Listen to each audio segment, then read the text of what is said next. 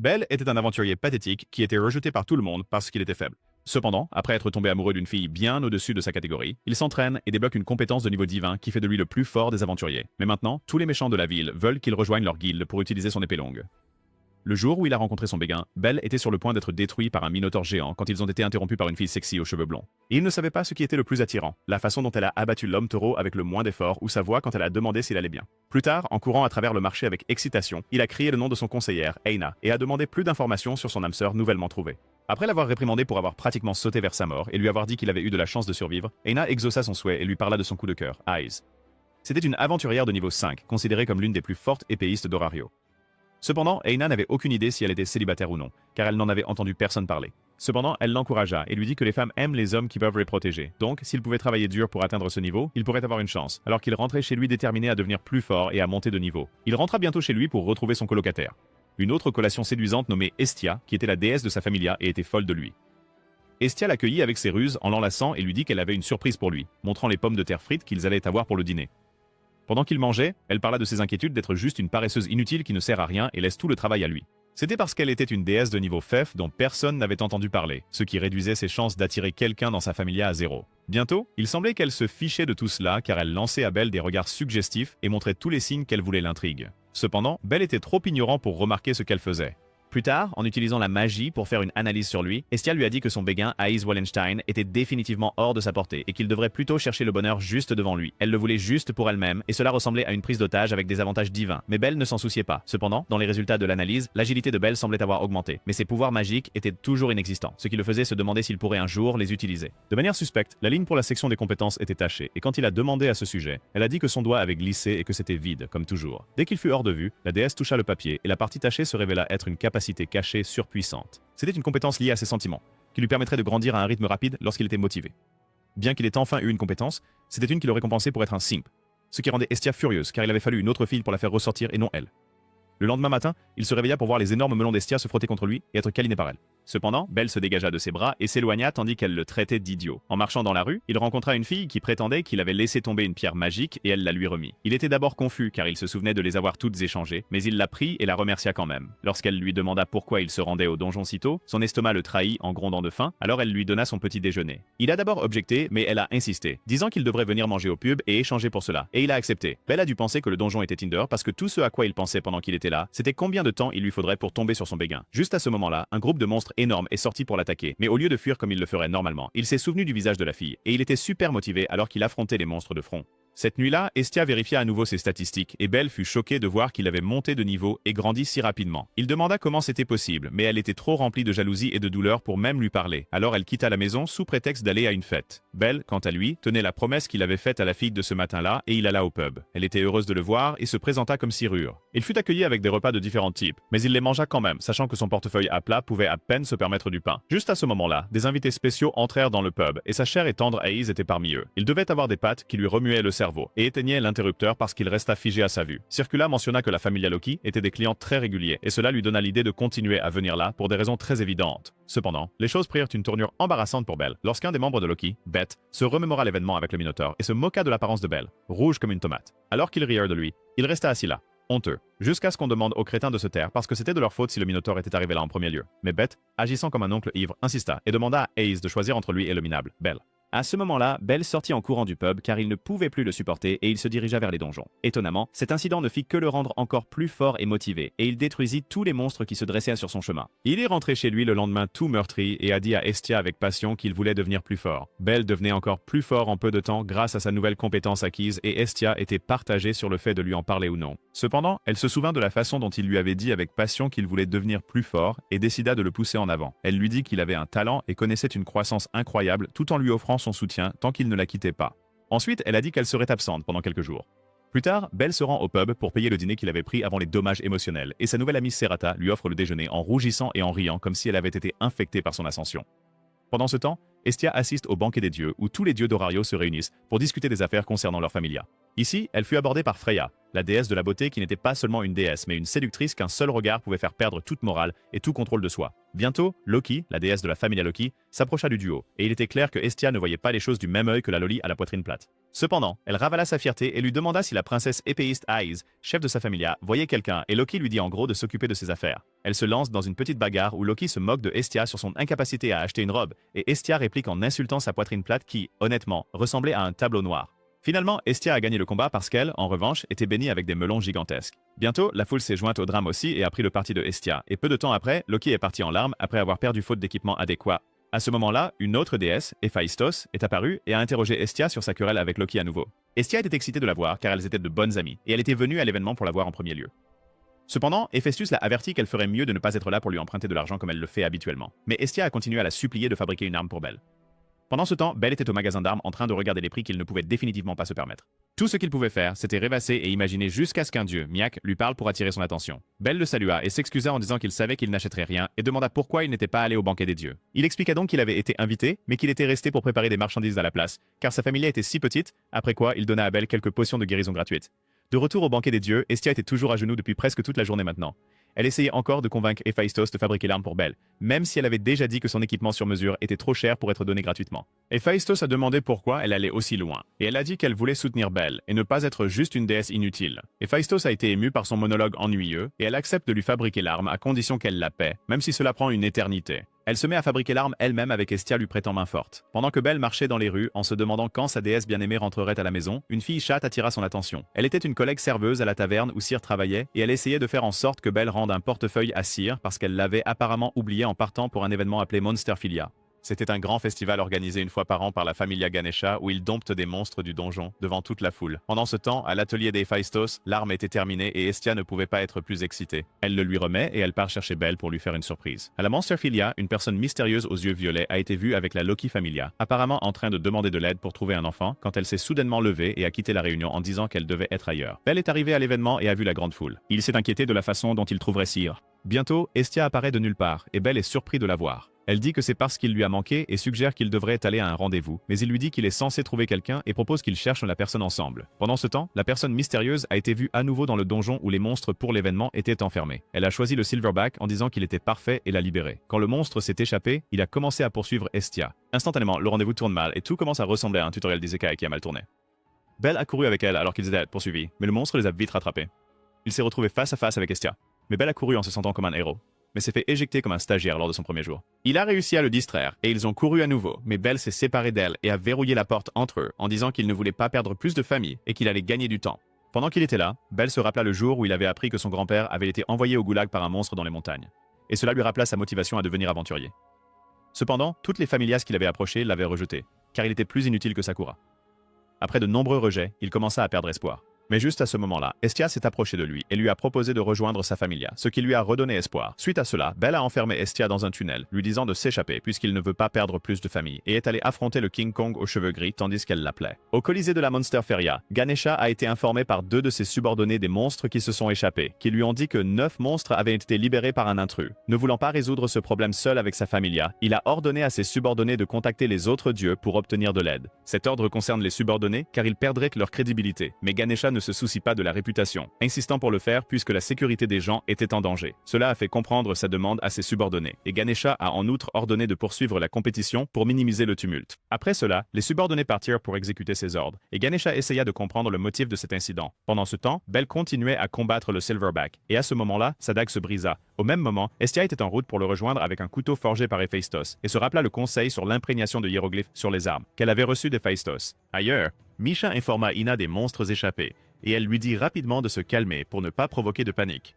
Comme il se trouve, Aiz et Loki ont entendu la conversation entre les deux et sont immédiatement partis chasser les monstres. Pendant ce temps, Belle continuait à lutter contre Silverback et s'est finalement retrouvée coincée par celui-ci. Face au monstre, Belle a compris qu'Aiz n'apparaîtrait pas pour le sauver à nouveau, mais a pensé que c'était mieux ainsi puisqu'elle ne le verrait pas dans un tel état lamentable. D'un autre côté, Aiz était occupée à tuer un monstre et après cela, elle a demandé à Ina le nombre de monstres restants, ce qu'elle a estimé à environ 3 ou 4. Ainsi, Aiz est partie les chasser. Avec le départ d'Aiz, Misha l'a complimentée et Ina a été d'accord avec elle, notant que l'admiration de Belle pour elle est bien fondée tout en s'inquiétant aussi pour Belle dans cette situation. Alors que Belle allait être attaquée par Silverback, Hestia est soudainement apparue, et cela a attiré son attention. Il a alors essayé d'attaquer Hestia, mais Belle l'a sauvée à temps et ils sont tous deux tombés dans un escalier. Bien que reconnaissant que Estia allait bien, Belle la gronde, lui demandant pourquoi elle n'a pas fui comme il le lui avait dit. Estia a affirmé qu'elle avait aussi le désir de le protéger et a rappelé la promesse qu'il lui avait faite, déclarant qu'elle croit qu'il est fort. Elle a ensuite essayé de donner à Belle le couteau qu'elle avait forgé pour lui, mais ils ont de nouveau été confrontés au Silverback. Et pour s'échapper, Belle est devenue Prime Minato, emportant Estia hors de la ruelle vers un endroit sûr. Il a alors compris que le monstre ciblait Estia, et elle a suggéré qu'il le combatte. Cependant, Belle pensait que c'était une mauvaise idée, car il se sentait faible et son arme était hors service. Au contraire, Estia croyait toujours en lui et lui présenta alors sa nouvelle arme. Pendant ce temps, Aiz acheva un autre monstre, et fut ensuite informée par deux de ses subordonnés qu'un Silverback poursuivait un jeune aventurier. Sans perdre de temps, elle se précipita immédiatement vers les bruits créés par le Silverback. Ensuite, le monstre suivit l'odeur d'Estia alors qu'elle enchantait le couteau avec son sang, tout en ayant un autre flashback où Héphaïstos révélait la qualité du couteau. Estia effectua ensuite une mise à jour de statut sur Belle, tandis que Silverback localisait la ruelle cachée, et elle fut surprise par la croissance des compétences de Belle, qu'elle croyait suffisante pour vaincre Silverback. Brandissant nerveusement son couteau, Belle fut réconfortée par Estia, ce qui lui donna la confiance nécessaire pour affronter le monstre. Et il chargea le Silverback de front, détruisant involontairement l'une de ses chaînes. Étonnée par cela, Estia intervint, affirmant que son arme est vivante et grandira avec lui. Belle poursuivit alors sa riposte contre le Silverback, ressemblant à Lévi contre le titan bestial, et l'acheva en le poignardant dans la poitrine. Avec le Silverback vaincu, les citoyens qui vivaient dans la région commencèrent à louer Belle pour son exploit. Et Estia l'embrassa immédiatement, heureuse qu'il ait survécu. Cachée dans la foule, Aiz était étonnée par ce qu'elle avait vu tandis que Loki la rejoignit bientôt, essayant de toucher ses gelées, mais échoua car Aiz s'éloigna. D'autre part, alors qu'Estia se sentait soulagée que tout soit terminé, elle s'évanouit soudainement, ce qui fit s'effondrer Belle. Plus tard dans la nuit, Belle s'assit à l'extérieur de la chambre où Estia se reposait et il fut approché par Seer, qui lui dit que Mia leur permettait de rester là aussi longtemps que nécessaire. Elle ajouta qu'elle se sentait responsable d'avoir entraîné Belle dans la situation puisqu'elle avait oublié son sac à main et ajouta qu'elle aurait pu le laisser frapper puisqu'il avait l'air très cool en combattant Silverback, ce qui le rendit nerveux. Juste à ce moment-là, Estia appela Belle et il entra dans sa chambre pour prendre de ses nouvelles. Belle la mit ensuite au courant des événements actuels et lui demanda le nom inscrit sur le fourreau de son couteau. Ensuite, Estia révéla qu'elle était au courant qu'il regardait constamment les couteaux en vente chez Héphaïstos et en avait fait fabriquer un sur mesure pour lui. Bien qu'inquiet du prix que le couteau avait dû coûter, Estia rassura Belle en lui disant qu'elle s'en était occupée. Émotionnellement, Belle a alors embrassé Estia et elle lui a demandé de compter sur elle. Motivée par sa soudaine poussée de croissance, Belle dit à Ina qu'il était prêt à aller au 5e étage du donjon. Ina est déconcertée par cette demande et refuse catégoriquement jusqu'à ce qu'elle voie à quel point ses statistiques avaient augmenté. Après les avoir vérifiées, elle a accepté qu'elle pourrait même lui donner accès au 7e étage, mais qu'il avait besoin de nouveaux équipements. Le lendemain matin, Ina rencontre Belle et le taquine sur le fait qu'il soit en avance et qu'il soit excité d'aller faire du shopping avec elle. Belle rougit en la voyant et dit qu'elle avait l'air plus jeune que d'habitude. Cela la conduit à être écrasée contre les oreillers sur sa poitrine. Il n'arrêtait pas de crier d'arrêter, mais cela devait lui donner l'impression d'être dans les nuages. Ils se mirent en route dans la rue avec Ina menant le chemin vers la boutique de la Familia Héphaïstos. En voyant le remplacement, Belle était choquée car il expliquait qu'il était trop fauché pour même être présent dans le magasin, encore moins acheter de l'équipement chez eux. En entrant dans le magasin, la vue de l'un des prix a presque donné une crise cardiaque à Belle. Juste à ce moment-là, il tombe sur Estia, ce qui le choque. Alors il demande si elle travaillait là à temps partiel. La question passe inaperçue car elle voit une autre femme trop proche de son Belle et devient immédiatement défensive en demandant qui elle est. Après l'introduction, Estia a donné un avertissement subtil à elle, mais Ina a dit qu'elle ne mélange pas sa vie privée avec le travail avant que Estia ne l'étrangle pour être à moins de 5 pieds de Belle. Ensuite, ils se dirigèrent vers l'étage supérieur du magasin où les choses n'étaient pas si brillantes et chères. Belle, maintenant excitée, ne perdit pas de temps et courut à l'arrière pour voir ce qui pourrait l'intéresser, et il en trouva bientôt une. Une armure légère portant la signature du forgeron Welf Croiseau, et il s'assura de l'acheter. Elle a ensuite proposé de chercher un soutien pour lui afin qu'il puisse agrandir son groupe. Une fois sortie du magasin, elle lui donne un étui à couteau en disant qu'elle voulait aider. Mais la situation gênante les a laissés si rouges que leur visage aurait pu être pris pour un panneau stop. En entrant dans une rue apparemment isolée, une fille heurte Belle et tombe par terre. Belle essaie d'aider, mais juste à ce moment-là, un homme avec une épée apparaît car il poursuivait la fille. Belle bloque son épée pour qu'elle ne touche pas la fille. Alors l'homme étrange lui demande pourquoi il la protège, demandant s'ils étaient ensemble. Belle a répondu qu'il ne l'avait jamais vue auparavant et qu'il l'avait fait seulement parce qu'elle était une fille. Avant qu'il ne puisse continuer la dispute avec Belle, Ryo, une autre serveuse de la taverne, est arrivée et a averti l'homme de ne pas se battre dans la rue avec une épée. Il était sur le point de protester quand elle lui a dit de partir, avant que cela ne devienne violent, car il n'y survivrait pas. Comme s'il était sous un sort, l'homme sans courage s'est éloigné sans un mot de plus. Belle remercie Ryu, mais ils n'ont pas pu trouver la mystérieuse fille qu'il venait mal de sauver, car elle s'était cachée. Le lendemain matin, Belle est habillée de son nouvel équipement et armure, certainement prêt à détruire des monstres. Alors qu'il était en route, il a été abordé par une fille aux cheveux roux familières qui lui a demandé s'il avait besoin d'un soutien. Après avoir eu une conversation correcte, mais un peu étrange, Belle accepta de la prendre comme soutien pour une journée. Dans le donjon, Belle pouvait facilement éliminer les monstres et il réalisa bientôt à quel point avoir un soutien apportait du soulagement puisqu'il pouvait se concentrer davantage sur le combat seul. La supporteuse, Lila Ruga, qui était membre de la Familia Soma, a demandé l'origine de son couteau, ce qu'il lui a dit, et il y avait un air sournois sur son visage. Plus tard dans la journée, Belle raconte à Ina sa rencontre avec Lily, et elle est un peu sceptique à propos de la Familia Soma. Elle a dit qu'ils se concentraient sur la vente d'alcool et étaient des gens désespérés. Juste à ce moment-là, Ina remarque que son couteau a disparu, et Belle panique en se disant qu'il a dû le laisser tomber quelque part. Pendant ce temps, Lila Ruga était à la boutique de prêt sur gage, essayant de vendre le couteau de Belle quand on lui a dit que c'était un morceau de ferraille, comme elle, parce qu'il ne pouvait rien couper. Elle sort en trombe, confuse, puisqu'elle était présente lorsque Belle l'a utilisé pour déchiqueter des monstres avec facilité. Juste à ce moment-là, Ryu et Cyr apparurent sur le même chemin, marchant vers Lila Ruga, et elle se raidit, cherchant à passer sans encombre. Malheureusement pour Lily, Ryu remarqua quelque chose et lui demanda de s'arrêter et de montrer le couteau caché dans ses manches, car elle l'avait reconnu. Lily a nié, disant que c'était le sien, mais Ryu lui prend le couteau quand même. Alors que Lily était sur le point de fuir, elle a heurté Belle, qui cherchait son couteau dans les rues. Dès qu'il les voit tous les trois, il demande son couteau, et Ryu le lui remet. Belle est devenue très excitée et lui a tenu la main affectueusement pour la remercier. Ce geste devait signifier autre chose pour Ryu, car elle a mentionné qu'il devrait le faire avec Cyr à la place, le rejetant directement. Belle récupère le couteau et dit qu'il ne le laissera plus tomber. Il leur demande où ils l'ont trouvé, et Ryu dit qu'un prum l'avait parce qu'elle avait l'air différente. Quand ils étaient hors de vue, Belle a dit à Lily qu'il la cherchait et lui a demandé d'aller au donjon avec lui le lendemain. Dans le donjon, Lily a remercié Belle de l'avoir embauché et a remarqué que son couteau n'était plus à sa taille, car il l'avait maintenant attaché à son bras pour plus de sécurité. Après le travail de la journée, ils découvrent qu'ils ont gagné plus d'argent qu'ils n'en avaient jamais gagné. Lily a suggéré avec style de partager le salaire, et Belle l'a fait sans hésitation. Elle a été choquée qu'ils le partagent équitablement, car la plupart des autres aventuriers essaieraient de tout garder pour eux, mais il dit que c'était grâce à elle et propose qu'ils continuent à travailler ensemble. De retour à la guilde, un aventurier de la Familia Soma faisait une crise à propos de l'argent, ce qui inquiétait Aina quant à savoir si Belle allait bien s'en sortir avec Lily. Pendant ce temps, dans la rue, une mystérieuse dame suit Belle et Lily de loin, disant qu'elle voulait tester le pouvoir qu'il avait en lui. Estia était dévastée et bouleversée, se lamentant que son Belle la trompait. Elle était sortie avec son ami, Miak, pour boire un verre, et il était la victime des crises de jalousie d'Estia. Elle était ivre, amoureuse et avec des verres, et a crié « Je t'aime !» comme si Belle comprendrait ces mots s'il était à portée de voix. Quand elle est rentrée, Belle a pu voir qu'elle n'agissait pas normalement, et quand il a demandé ce qui n'allait pas, elle l'a traité de tricheur. Comme prévu, cela lui est passé au-dessus de la tête, mais il a réussi à se rattraper en l'invitant à sortir. Cela remonte le moral d'Estia, et elle lui a dit qu'il partait tout de suite, lui a donné un lieu de rendez-vous et est parti au bain public pour se préparer pour le rendez-vous, comme si Belle l'avait invité à un bal royal. Au bain public, Estia était dans la piscine avec ses énormes melons flottants et dansant au rythme de l'eau qui bouillonnait devant elle. Elle a été abordée par un autre dieu qui l'a taquiné sur la taille de ses melons et lui a demandé pourquoi elle était venue au bain public. Ils ont parlé du rendez-vous, et Estia leur dit qu'elle était amoureuse d'un humain. Plus tard, on voit Belle attendre sa fiancée, et dès que Estia arrive, elle semble différente. Elle a vraiment tout donné pour le rendez-vous comme elle l'avait prévu, mais elles ont été rapidement interrompues par les autres déesses intriguées par le garçon humain dont Estia était amoureuse. Elle l'avait suivi, et Belle s'est même retrouvée le visage plongé dans les énormes ballons de poitrine de l'une d'elles. Estia, furieuse, l'entraîne loin de la foule, qui semblait si désespérée pour des applaudissements.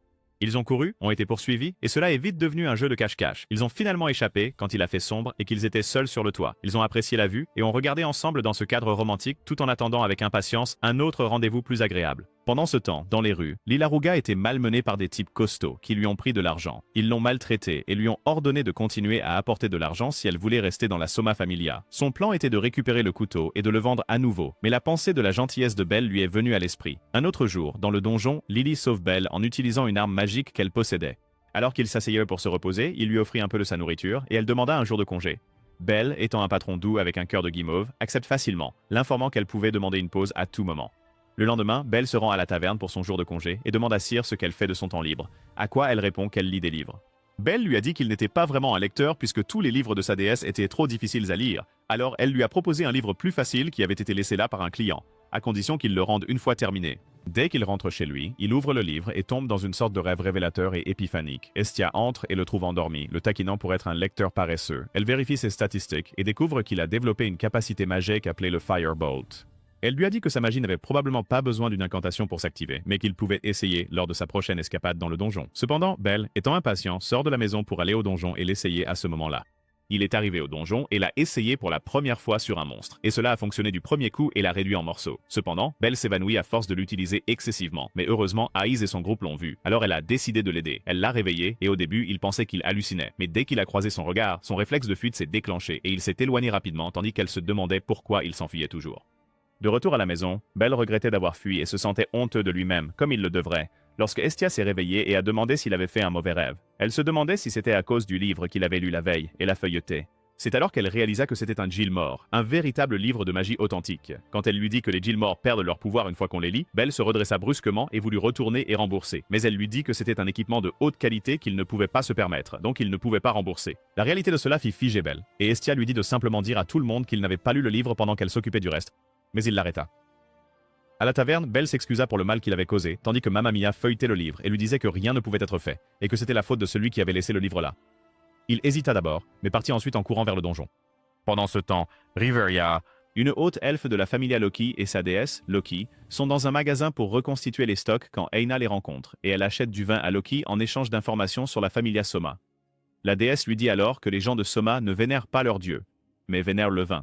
Le lendemain, avant que Lily et Belle ne puissent se rencontrer, les méchants l'ont intercepté sur la route et l'étrange avec l'épée de l'autre jour s'est approché de Belle et a tenté de le convaincre de se joindre à eux pour extorquer Lily. Cependant, il le repousse et dit qu'il ne serait jamais impliqué dans cela. Lily est arrivée en bonne santé et elle a demandé de quoi il parlait, ce à quoi il a répondu rien. Et pendant qu'ils étaient en route, Lily a envisagé de dire au revoir à Belle. Laura se souvient de ses luttes et de la solitude qu'elle a ressentie enfant après la mort de ses parents. Ils étaient allés dans le donjon pour gagner de l'argent et sont morts immédiatement, marquant le début d'une vie difficile pour elle. Pour survivre, elle a dû travailler pour de mauvais hommes qui la traitaient de mal, quel que soit son âge. Elle se faisait battre, exploiter et quand elle trouvait un bon foyer, ils le détruisaient et le lui prenaient. Elle a vite développé une haine pour les aventuriers à cause de ce qu'elle avait souffert entre leurs mains.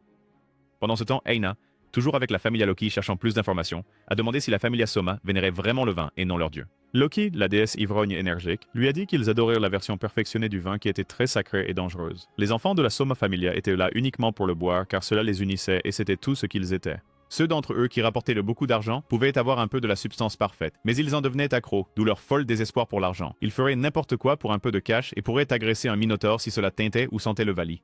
En balançant ses galettes de riz plate, Loki est sorti après avoir lâché toutes les informations avec des yeux maussades pour mettre à jour son statut et a menacé de toucher sa peau douce, semblant cultiver malgré sa poitrine plate. De retour chez lui, Belle avait une conversation avec Estia, suggérant que Lily, la supporteuse, reste avec eux pendant un certain temps.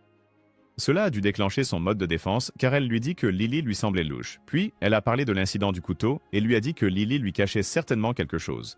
Le lendemain, Lily suggère que Belle devrait aller au 10e étage du donjon. Il était sceptique à ce sujet étant donné qu'il n'avait survécu au 7e étage qu'avec l'aide de son arme magique. Elle a insisté, le motivant en disant qu'il était certainement assez fort pour gérer tous les monstres dangereux à cet étage. De plus, il avait des capacités magiques qui pouvaient les abattre facilement. Cela ressemblait à un piège mortel, mais il a accepté quand même. Quand ils sont arrivés, Lily l'a convaincu d'utiliser une autre arme appelée Baslar, disant que sa propre arme ne pouvait pas affronter de grands monstres. Son plan semblait être un piège évident et Belle y est quand même tombée volontairement, comme s'il y avait un grand panneau avec nourriture gratuite écrit dessus.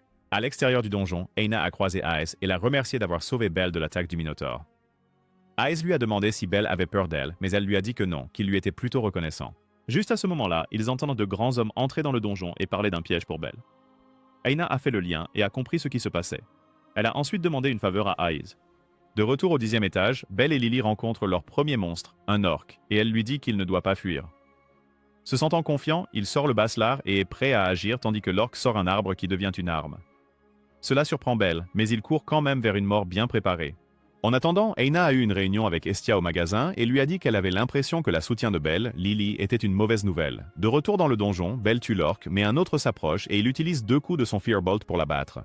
Soudain, Lily disparaît tandis qu'il aperçoit des appâts à monstres tombés au sol. 2 autres orques apparaissent et le combat devient difficile pour lui, alors qu'il commence à lutter tout en s'inquiétant de l'endroit où se trouve Lily. Juste à ce moment-là, son étui à couteau se déchire de sa jambe et est tiré vers le haut. Belle suit le mouvement pour voir Lily attraper son couteau et elle lui dit que c'est la fin avec un sourire diabolique sur le visage. La méchante Loli a continué en disant qu'il devrait trouver un bon endroit pour s'échapper alors qu'elle le laissait au milieu des monstres. Elle est partie en essayant de se convaincre que c'était la bonne chose à faire, ajoutant que Belle était aussi un aventurier, un de ceux qu'elle détestait et qu'elle pourrait vendre l'arme des Phaistos et commencer une nouvelle vie loin de sa familia. Avant qu'elle ait eu la chance d'imaginer sa nouvelle vie, elle a trouvé les épéistes qui l'attendaient. Ils lui avaient tendu un piège sur tous les chemins de cet étage et l'attendaient. Il déchire sa robe, prend son arme magique, et les autres gars arrivent pour les rejoindre. Sans le savoir, il avait aussi été doublé par eux, et ils menaçaient de le donner à manger aux fourmis tueuses de monstres s'il essayait de les combattre.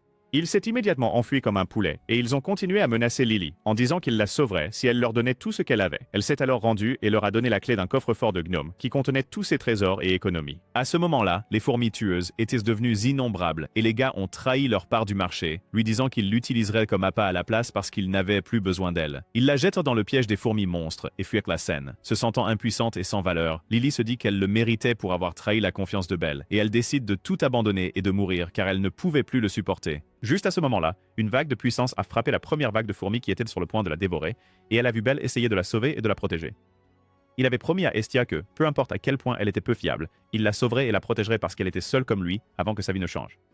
Il a pu échapper aux orques parce qu'un autre aventurier est apparu et ils ont disparu. Il y avait du brouillard, donc il ne pouvait pas voir qui c'était. Lily est alors devenue furieuse et l'a incendié pour être un tel idiot, et a avoué les innombrables fois où elle l'avait trompé avec l'argent qu'il gagnait. Les fois où elle mentait sur le prix des choses et comment elle disait des choses méchantes sur lui dans son dos. Elle lui a dit qu'elle était une menteuse et une voleuse, et le pire genre de crapule. Elle se disait une supportrice, mais elle était en réalité juste une voleuse d'émotions. Elle a ensuite demandé s'il la sauverait quand même, et il a répondu facilement oui en disant parce qu'elle est une fille. Elle lui a lancé plus d'insultes, et il lui a dit qu'il voulait la sauver parce qu'elle était elle, et qu'il n'avait pas besoin de raison pour la sauver. En entendant cela, elle s'est effondrée en larmes en s'excusant auprès de lui. Le lendemain, Belle s'est excusée auprès d'Aina d'avoir perdu son protège-couteau, et a redonné son travail à Lily même si elle l'avait trahi environ 5 fois de suite. Pendant qu'elle était dans le donjon, Ace semblait mécontente parce qu'elle n'avait pas pu s'excuser auprès de Belle après l'avoir sauvée à nouveau pour la deuxième fois. Puis elle a vu le protège-couteau. Lily a l'air différente avec sa tenue déchirée et une cape plus courte enroulée autour d'elle. Quelle que soit la situation, elle avait l'air séduisante et elle a rougi quand Belle a taquiné ses oreilles d'animal. Elle a utilisé un sort de transformation pour rester cachée des méchants afin qu'ils pensent qu'elle est morte dans le donjon. En arrivant à la maison, elle se présente à Estia et Belle laisse les deux seuls pour aller chercher du thé. Estia devient territoriale avec son homme en disant qu'il pourrait partager une tasse avec elle.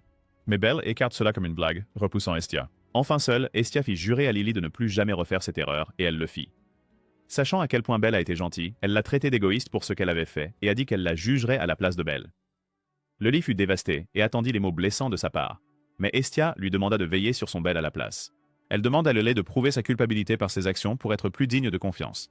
À ce moment-là, Belle entre et Estia emprisonne son bras entre ses seins, le revendiquant devant Lelé, qui à son tour enlève son manteau et fait de même avec son autre bras, le revendiquant aussi. Après avoir échappé aux dames, Belle entre dans la guilde pour rencontrer Ina et voit Aiz avec elle. Il se figea au contact visuel qu'ils eurent et tenta de s'enfuir à nouveau, mais se heurta au biceps masculin d'un homme dénudé. Lors de sa deuxième tentative de fuite, la princesse épéiste sauta dans sa direction pour l'arrêter et il se heurta à ses gâteaux de riz. Faisant semblant de détester ça, il a crié, se demandant pourquoi elle était là jusqu'à ce qu'elle lui donne le protège-couteau qu'il avait laissé tomber et révèle qu'elle l'avait sauvé des orques. Elle s'est aussi excusée d'avoir laissé le Minotaure s'échapper en premier lieu avant qu'il ne vienne l'attaquer. Belle, quant à lui, s'excuse de toujours s'enfuir au lieu de la remercier de lui avoir sauvé la vie, ce qui la fit sourire. En sortant, il exprime ses inquiétudes d'être un faible et elle lui propose de lui apprendre à se battre correctement, le laissant stupéfait comme s'il venait de gagner à la loterie. Ce soir-là, ils se rencontrent sur le pont, vêtus de leur armure. Et elle lui dit de laisser tomber les formalités, ce qui le rend heureux comme un enfant avec des glaces à volonté. Aiz a récupéré son arme pour déterminer sur quoi il pourrait s'entraîner, mais elle fait juste des postures amusantes, ce qui fait penser à Belle qu'elle est un peu écervelée. Comme un éclair, elle a lancé une attaque surprise sur Belle et il est tombé, réalisant que l'entraînement avait commencé. Cela continue avec Aiz lui donnant des astuces importantes et des instructions à utiliser lors des combats pendant qu'ils s'entraînaient. Le jour suivant, Belle et Lolé sont prêts pour leur prochaine escapade au 10e étage du donjon, et ils prévoient d'aller aussi loin qu'ils peuvent, parce qu'ils ont un jour de congé le lendemain. Lily a demandé pourquoi il revenait toujours du donjon meurtri et contusionné parce qu'elle n'avait aucune idée que son sauveur se faisait battre par une fille. À ce moment-là, un groupe de petits monstres est apparu et ils ont combattu en équipe.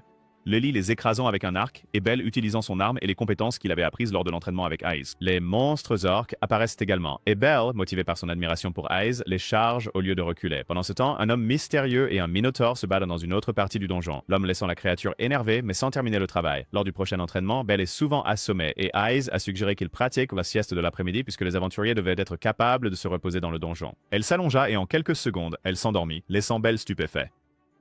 Cependant, il fut bientôt distrait par la voix de son grand-père cultivé, qui lui conseillait de l'embrasser, mais il fut arrêté par la voix furieuse de Estia, qui le réprimanda en désaccord. Tenté, il s'apprête à l'embrasser, mais revient à ses sens lorsqu'elle parle. Bientôt, elle décide de l'accompagner au marché pour acheter de la nourriture, car il semblait avoir faim, et le premier stand qu'ils approchent les met face à face avec Estia. Elle n'était pas contente de le voir avec une autre femme, surtout pas celle sur laquelle il avait un énorme béguin, mais elle cède à contre-cœur, avertissant Ace de s'éloigner de son homme et le revendiquant en pressant son visage contre sa poitrine. Belle marchait dans la rue quand Cyr courut vers lui et l'attrapa, l'amenant à une pile de vaisselle à laver. Il n'était pas content, mais il a cédé parce qu'il avait besoin de distraction pendant que Ryu le rejoignait pour l'aider. Elle révèle bientôt qu'elle était aventurière dans le passé et lui donne des conseils pour monter de niveau en battant un adversaire puissant et en étant aventureux. Lors de leur dernier jour d'entraînement, Belle a finalement réussi à contre-attaquer Erez et ils se sont dit au revoir en croyant qu'il était prêt. En rentrant chez lui, Estia remarqua quelque chose d'étrange à propos de son statut, mais il quitta l'endroit précipitamment avant qu'elle ne puisse lui montrer. L'expédition de la Familia Loki arriva enfin et l'objectif était d'atteindre le 59e étage qui n'avait pas été atteint auparavant, et ils se divisèrent en deux équipes avec les forgerons de la Familia Aphasestia les accompagnant. Dans le donjon, Belle a une étrange impression qu'il est observé avec le lit, et tout semble bizarre comme le jour où il a rencontré le Minotaure. Comme il le soupçonnait, un Minotaure s'est approché d'eux avec une arme et Lily a eu peur, lui criant de fuir. Mais Belle semblait paralysée par le stress post-traumatique. Il ne reprit ses esprits que lorsque le taureau était sur le point de les frapper. Alors Lily l'a déplacé hors du chemin. Cependant, elle a été frappée et est devenue inconsciente tandis que Belle chargeait le taureau, attaquant avec son éclair de feu. Mais la montée de puissance affecte à peine le monstre, qui à son tour le frappe. Lors de l'expédition, la nouvelle du Minotaure était parvenue à la Familia Loki et ils ont été informés de l'attaque sur Belle. Aiz, en entendant cela, part immédiatement pour jouer les sauveurs et certains autres membres du groupe suivent pour aider. Belle, quant à lui, se faisait sérieusement malmener par le taureau et il a décidé de trouver un moyen de s'échapper avant que le taureau ne le transforme en PNJ jetable. Juste à ce moment-là, Lily reprend conscience avec la tête en sang et Belle lui crie de fuir pour se mettre en sécurité pendant qu'il continue le combat, faisant diversion jusqu'à ce qu'elle soit hors de vue. Bientôt, le monstre l'attrapa et le projeta au sol, lui faisant perdre quelques côtes. Alors que le taureau s'approchait pour le coup final, Aiz les rejoignit juste à temps pour sauver sa demoiselle en détresse. Au contraire, Belle ne l'acceptait pas car l'idée qu'elle le sauve à nouveau le faisait se sentir faible et inutile, alors il se força à se lever en lui disant qu'il pouvait s'en occuper seul. Maintenant prêt à affronter l'erreur, Belle s'approche du taureau et le charge avec un coup puissant. En même temps, Bot, le type qui s'était moqué de lui au pub, le reconnaît et le nargue à nouveau. Loli, qui avait conduit le groupe vers lui, implore de manière erratique leur aide, alors Riveria la calme avec de la magie. Bot décide d'aller aider pour flatter son ego, mais il réalise bientôt que Belle était soudainement très habile et avait l'avantage dans le combat. Ils étaient surpris par cela et se demandaient comment c'était possible en si peu de temps alors que le combat progressait avec Belle, gagnant plus de points que le tas de viande. Bientôt, son arme se brise en morceaux à cause de la peau épaisse du Minotaure, mais cela ne l'arrête pas car il manœuvre l'arme du monstre et attaque avec. Le taureau commence à ralentir en s'affaiblissant et Belle profite de l'occasion pour attaquer en utilisant à la fois son arme et sa magie de feu. Il s'y accrocha, ne renonçant pas et à la stupéfaction de tous, après le troisième sort de feu, le Minotaure explosa en morceaux. Épuisé, Belle s'évanouit debout et Lily courut vers lui tandis que les autres le suivaient pour vérifier son état, qui montrait que toutes ses capacités étaient de classée S, ce qui était la statistique la plus élevée pour son niveau. Belle était passé du niveau 1 au niveau 2 en 1 mois et demi, et il était content d'avoir vaincu le Minotaure. Estia a vérifié son statut et a découvert qu'il avait acquis une nouvelle compétence, Argonaute, qui était le désir d'être un héros, ce qui l'excite. Après ses habituels flirts, elle se rend à une réunion de dieux appelée Donatus, où ils choisissent des titres pour les aventuriers qui ont monté de niveau, et Belle a hâte d'en obtenir un. En arrivant à Donatus, un dieu, Takemi Kazuchi, s'approcha de Estia et parla de la soudaine montée en niveau de Belle, expliquant que c'était un sujet populaire parmi les dieux. Ils discutent aussi d'un enfant de sa familia, Yamato, qui a récemment monté de niveau, ce qui active leur mode parent, les préparant à obtenir de bons titres pour leurs enfants. Pendant ce temps, Belle rêve chez lui de l'armure et du titre cool qu'il obtiendrait. Il avait quelques options en tête comme Blizzard de feu, Typhon Tornade, Combattant ardent. Mais Estia revient déçu avec Petit débutant, ce qui lui semblait être un titre de débutant et d'animal de soutien émotionnel. Au pub ce soir-là, il a parlé du titre avec Lily, tandis que les dames, Ryu et Cyr, le félicitaient pour sa promotion.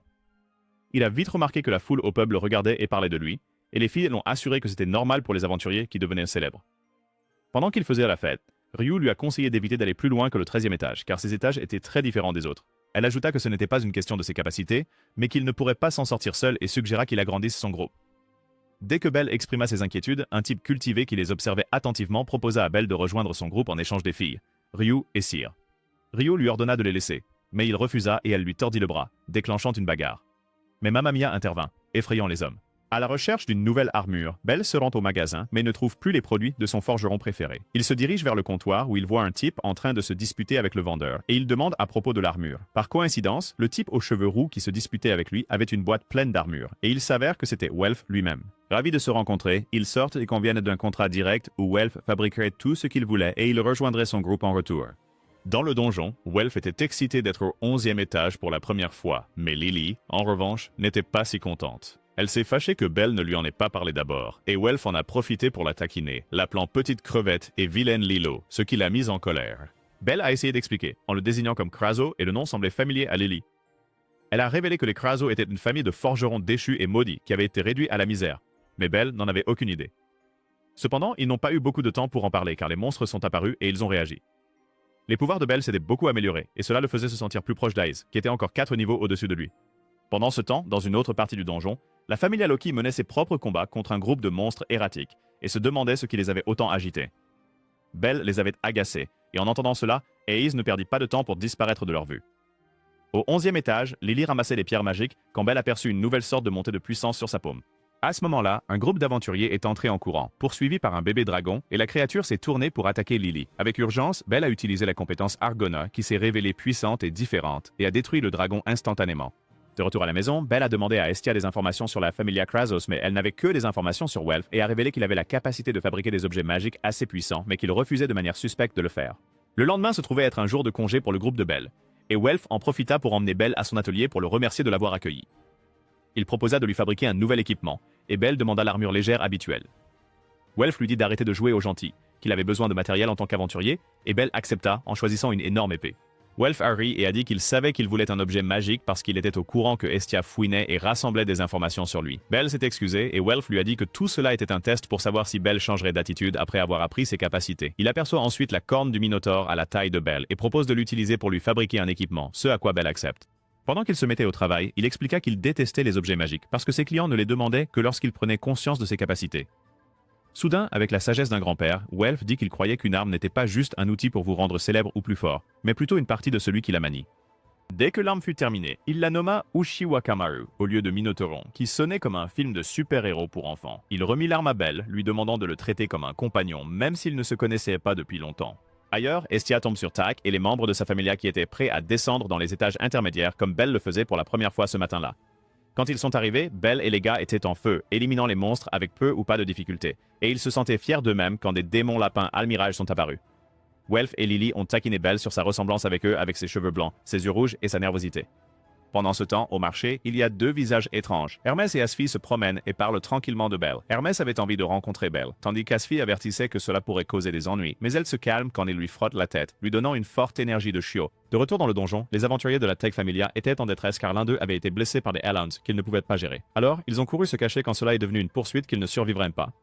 Pendant ce temps, Belle et son groupe faisaient également face à des difficultés et avaient à peine le temps de respirer car les monstres au milieu de l'étage étaient plus forts et plus nombreux que ceux à quoi ils étaient habitués. Par coïncidence, les aventuriers de Take les rencontrent et décident de passer à travers eux pour se sauver. Quand ils l'ont fait, Lily a averti les membres de son groupe de battre en retraite où ils seraient détruits en quelques secondes. Cela est devenu une poursuite et Belle s'est arrêtée à mi-chemin pour attaquer avec son Firebolt, mais cela n'affecte qu'une partie de la foule. En conséquence, Welf est blessé, mais il n'y avait pas de temps pour les condoléances car ils ont découvert qu'ils avaient des groupes de monstres qui les attendaient des deux côtés de la sortie. À ce moment-là, Belle se souvint des avertissements de Ryu concernant l'étage intermédiaire et le toit s'effondra, provoquant la chute de rochers sur Lily et Welf. Bientôt, un chien de l'enfer prit position et cracha une quantité énorme de feu de sa bouche pour les rôtir, ce qui fit paniquer Belle car il n'y avait aucun moyen de s'échapper. Pendant ce temps, Estia, inquiète pour Belle, se rendit en courant à la guilde. En arrivant, Aina lui demanda des nouvelles de son groupe, ce qui lui fit réaliser qu'il n'était pas non plus à la guilde. Elle lança immédiatement une quête pour retrouver le groupe de Belle lorsque Take et ses deux principaux aventuriers l'interpellèrent. Dans le donjon, Belle et sa bande n'ont heureusement pas été grillés car le sol a cédé juste à temps et ils sont tombés de 2 étages, survivant par pure chance. Alors qu'ils essayèrent de trouver une sortie, Lily a suggéré d'aller au 18e étage où les monstres n'apparaissaient pas beaucoup et où il y avait des zones sûres.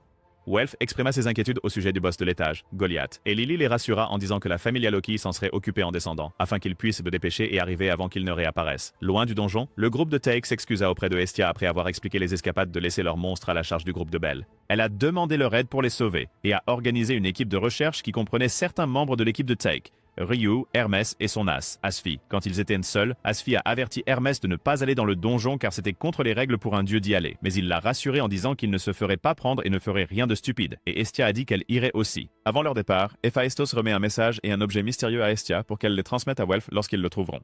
Pendant ce temps dans le donjon, Belle et les autres progressèrent à travers l'étage avec l'aide d'un sac à odeur répugnante que Lily avait apporté. C'était pour éloigner les monstres et les empêcher d'attaquer. Mais ensuite, un chien infernal est apparu et a essayé de leur cracher du feu. Cependant, Welf l'a acculé avec un sort qui l'a fait s'autodétruire, et ils se sont inquiétés pour lui car il semblait très faible d'avoir utilisé la magie trop de fois. Dès que l'effet du sac à odeur s'est dissipé, un Minotaure s'est approché d'eux, et Belle n'a pas perdu de temps pour l'attaquer ainsi que les autres qui arrivaient. Le groupe de recherche s'est frayé un chemin dans le donjon avec Asfi et Ryu, détruisant les ennemis sur leur passage. Ils tombèrent bientôt sur la grotte où le toit s'était effondré sur le groupe de Belle, et Estia reconnut le couteau de Belle entre les rochers. Ils comprirent rapidement qu'ils étaient descendus au 18e étage car c'était bien plus facile que de remonter, alors ils s'y dirigèrent pour les retrouver. Entre-temps, Lily et Welf étaient devenus inconscients, ne laissant que Belle actif, et il les transporta tous les deux à travers un trou qui, espérons-le, n'avait pas la mort attendant de les dévorer. Il les tenait fermement en traversant le grand espace vers une porte, lorsqu'il remarqua qu'il se tenait devant le mur du chagrin. Soudain, il s'est fissuré et le boss de l'étage, Goliath, s'est réveillé et a essayé de l'attraper. Mais Belle, ne renonçant pas, a accéléré et a réussi à s'échapper par la porte. Il se retrouve bientôt à l'extérieur devant quelqu'un et supplie faiblement de sauver ses amis avant de s'évanouir. Lorsqu'il ouvre les yeux à l'intérieur, il réalise qu'il a été sauvé par Ayas. Ils étaient là et Belle a glissé et est tombée face contre ses sacs de lait pendant qu'il parlait, rendant la situation gênante. Cependant, il a aperçu Lily et Welf endormis dans la même pièce, semblant avoir été bien soignés, et Ayas lui a dit qu'ils avaient été guéris par Reveria.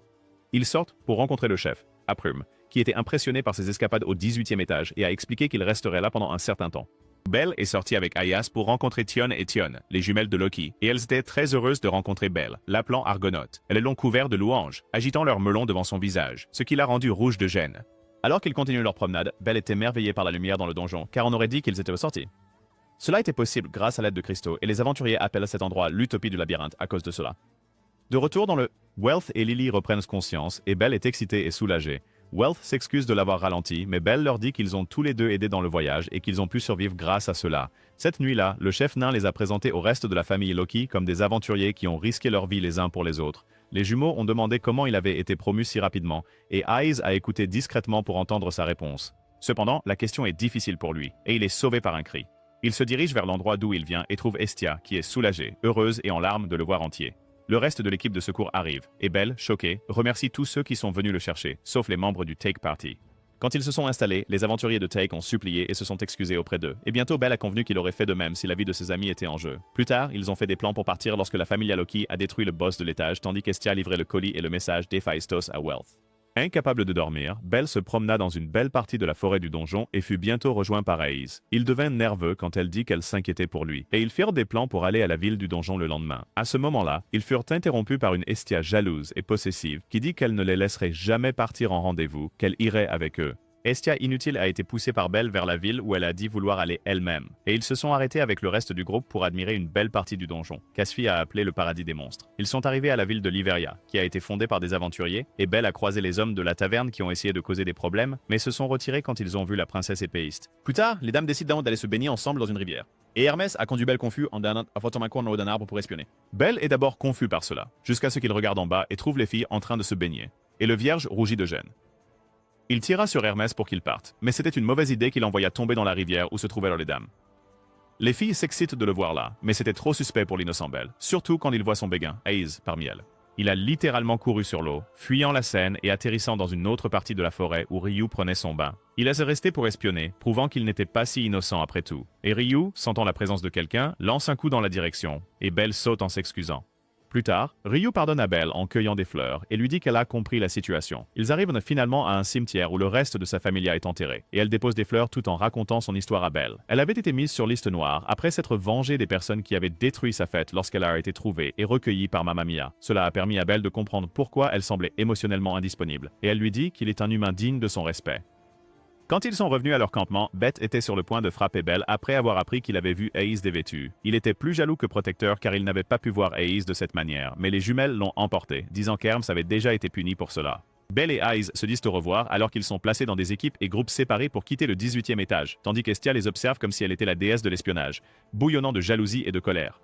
À ce moment-là, elle est capturée par Mojo et sa bande qui ordonnent à Belle de venir seule la récupérer dans la forêt. En chemin, le grand gars de la Tech Familia, Uka, qui s'entraînait dans la forêt, le voit courir avec urgence. Belle est arrivée à l'endroit convenu et a rencontré Mojo, qui a déclaré un duel avec l'équipement de Belle et la libération d'Estia comme prix pour le gagnant. Belle réalisa bientôt que c'était un piège, car Mojo devint invisible et commença à le malmener comme un sac de frappe. Pendant ce temps, Hermès, qui avait donné à Mojo la potion d'invisibilité, regardait avec plaisir à distance, affirmant qu'il voulait faire connaître à Belle le côté sombre des humains. Heureusement, les aventuriers de Take et d'autres chargèrent pour attaquer la mauvaise bande, et tout se transforma rapidement en émeute. Estia a aussi un peu de chance, car Lily la trouve grâce à son sens de l'odorat géant, et elle est libérée. Le combat entre les deux camps devient fou, et Wealth perd l'objet qu'il a reçu d'Héphaïstos, car la corde qui le liait à lui a été coupée. Et il est tombé au fond de la forêt depuis la falaise où il se battait. Bell, quant à lui, avait trouvé un moyen d'attaquer Mojo malgré son invisibilité. Il pouvait sentir ses yeux sur lui, ce qui l'aidait à anticiper sa prochaine attaque et il a pu la contrer. Juste au moment où il était sur le point de terminer le combat, Estia apparaît avec une nouvelle forme d'aura. Elle avait libéré son pouvoir divin et semblait pour la première fois être une véritable déesse. Voyant cela, leurs adversaires, y compris Mojo, ont fui la scène, laissant la déesse et Bell seule. Elle lui saute dessus, serrant son visage avec son sac de lait en s'excusant pour ce qu'il a traversé. Le doux moment est cependant de courte durée, et un tremblement de terre commence, et une énorme créature est vue tomber au-dessus d'eux. Le boss de l'étage, Goliath, roule depuis le toit accompagné de quelques monstres infernaux, et il commence à attaquer Mojo et ses gars. Cependant, Bell et les autres groupes, y compris Ryu, courent vers eux pour les sauver. Ils commencent le combat tandis qu'Asfi rassemble plus d'hommes pour combattre la bête, car leur voie de fuite a été bloquée par l'effondrement. Donc, ils n'avaient pas d'autre choix. Pendant ce temps, tout le monde en ville se met en route avec des armes pour combattre le monstre du sol, et ils réalisent de bientôt qu'il est un boss alpha coriace avec des capacités magiques comme le hurlement et qu'il ne pouvait pas être abattu facilement. Les mages de la ville ont commencé à chanter des incantations tandis que les autres attaquaient avec des flèches et d'autres armes. Alors que le combat continue, les mages donnent tout, et il tombe sous l'impact du coup critique, perdant une partie de son visage. De façon choquante, l'effet ne dure que quelques secondes, car le monstre utilise ses capacités régénératrices pour se reformer et frapper le sol avec ses poings, provoquant un tremblement de terre et des coups fatals aux habitants de la ville. En même temps, Bell et Ryu élaborent un plan pour tuer les autres monstres autour, gagnant du temps pour que les mages se rechargent pour leur prochaine attaque. Bientôt, Bell essaie son Argono Firebolt sur le monstre, mais il est contré par sa propre déflagration, donc cela ne fait que couper la tête en deux sans l'assommer. Bell, touché par la décharge, est presque assommé par un autre énorme monstre, mais Uka, se sentant héroïque, s'interpose, et ils sont tous deux grièvement blessés et inconscients. Dans son subconscient, Bell pouvait entendre les cris d'Estia, mais il avait du mal à bouger son corps. Cependant, il se remémore les paroles inspirantes de son grand-père, ainsi que celles d'Hermès, ce qui le pousse à se réveiller. Bientôt, il s'approcha du monstre avec une arme, rempli de la volonté de sauver ceux qu'il aimait. Cette impulsion émotionnelle lui permit d'activer Limitov, au-delà de ses capacités normales. Toujours dans le combat, Ryu commença à réciter une incantation tout en tranchant le monstre à grande vitesse. Elle attaque ensuite avec une rafale magique, Luminous Wind, mais elle est attrapée par le monstre tandis que Makoto envoie aussi son explosion. Elle utilisa un coup du dieu de la guerre, un puissant sort de gravité capable de clouer la bête au sol, mais elle ne put le maintenir longtemps. À ce moment-là, Wealth fonce avec l'objet magique des Héphaïstos et chante Fire Moon, ce qui déclenche une énorme explosion et le fait tomber. À cet instant, Bell, complètement submergée par la puissance, passe à l'action avec une nouvelle capacité qui fait exploser la moitié supérieure du monstre, révélant une partie de sa pierre magique. Bell saute ensuite sur le sommet de la pierre magique et la fracasse d'un coup final, provoquant finalement l'explosion du monstre. Heureusement, cela termine le travail et Uka reprend conscience. Ils se réjouissent tous avec Bell et même les Croates ne peuvent s'empêcher d'être fiers du petit novice. Herms, quant à lui, prononce un discours héroïque, ringard et ennuyeux à personne en particulier, et il prévoit de tester Bell davantage. Plus tard dans la soirée, Bell et ses amis se retrouvent au pub local des aventuriers pour boire un verre après la bataille. Ils ont parlé de la force croissante de Wealth et Bell était juste content de ne plus être faible. Malheureusement, des membres de la Familia Apollo les ont vus, ont décidé que Bell était une cible idéale pour provoquer de la rage, et l'ont trollé comme des griffés en PvP. Bell est tombé dans le piège et était prêt à se battre, et Wealth ne l'a même pas arrêté. En utilisant le pouvoir de l'amitié, Wealth et Bell ont éliminé la plupart des gars d'Apollo, comme si c'était un match de catch du lundi soir. Sauf qu'il restait un gars, Yakintos, un fanatique d'Apollo aux cheveux platine de niveau 3 qui dégageait une énergie de puceau. Bell et Wealth ont essayé de l'affronter, mais il les a pliés comme du linge. Yakintos était sur le point de renvoyer Bell au menu de réapparition avant que Beth n'intervienne, effrayant tous les membres de la Familia Apollo avec juste un regard et une aura comme s'ils sortaient de JoJo's.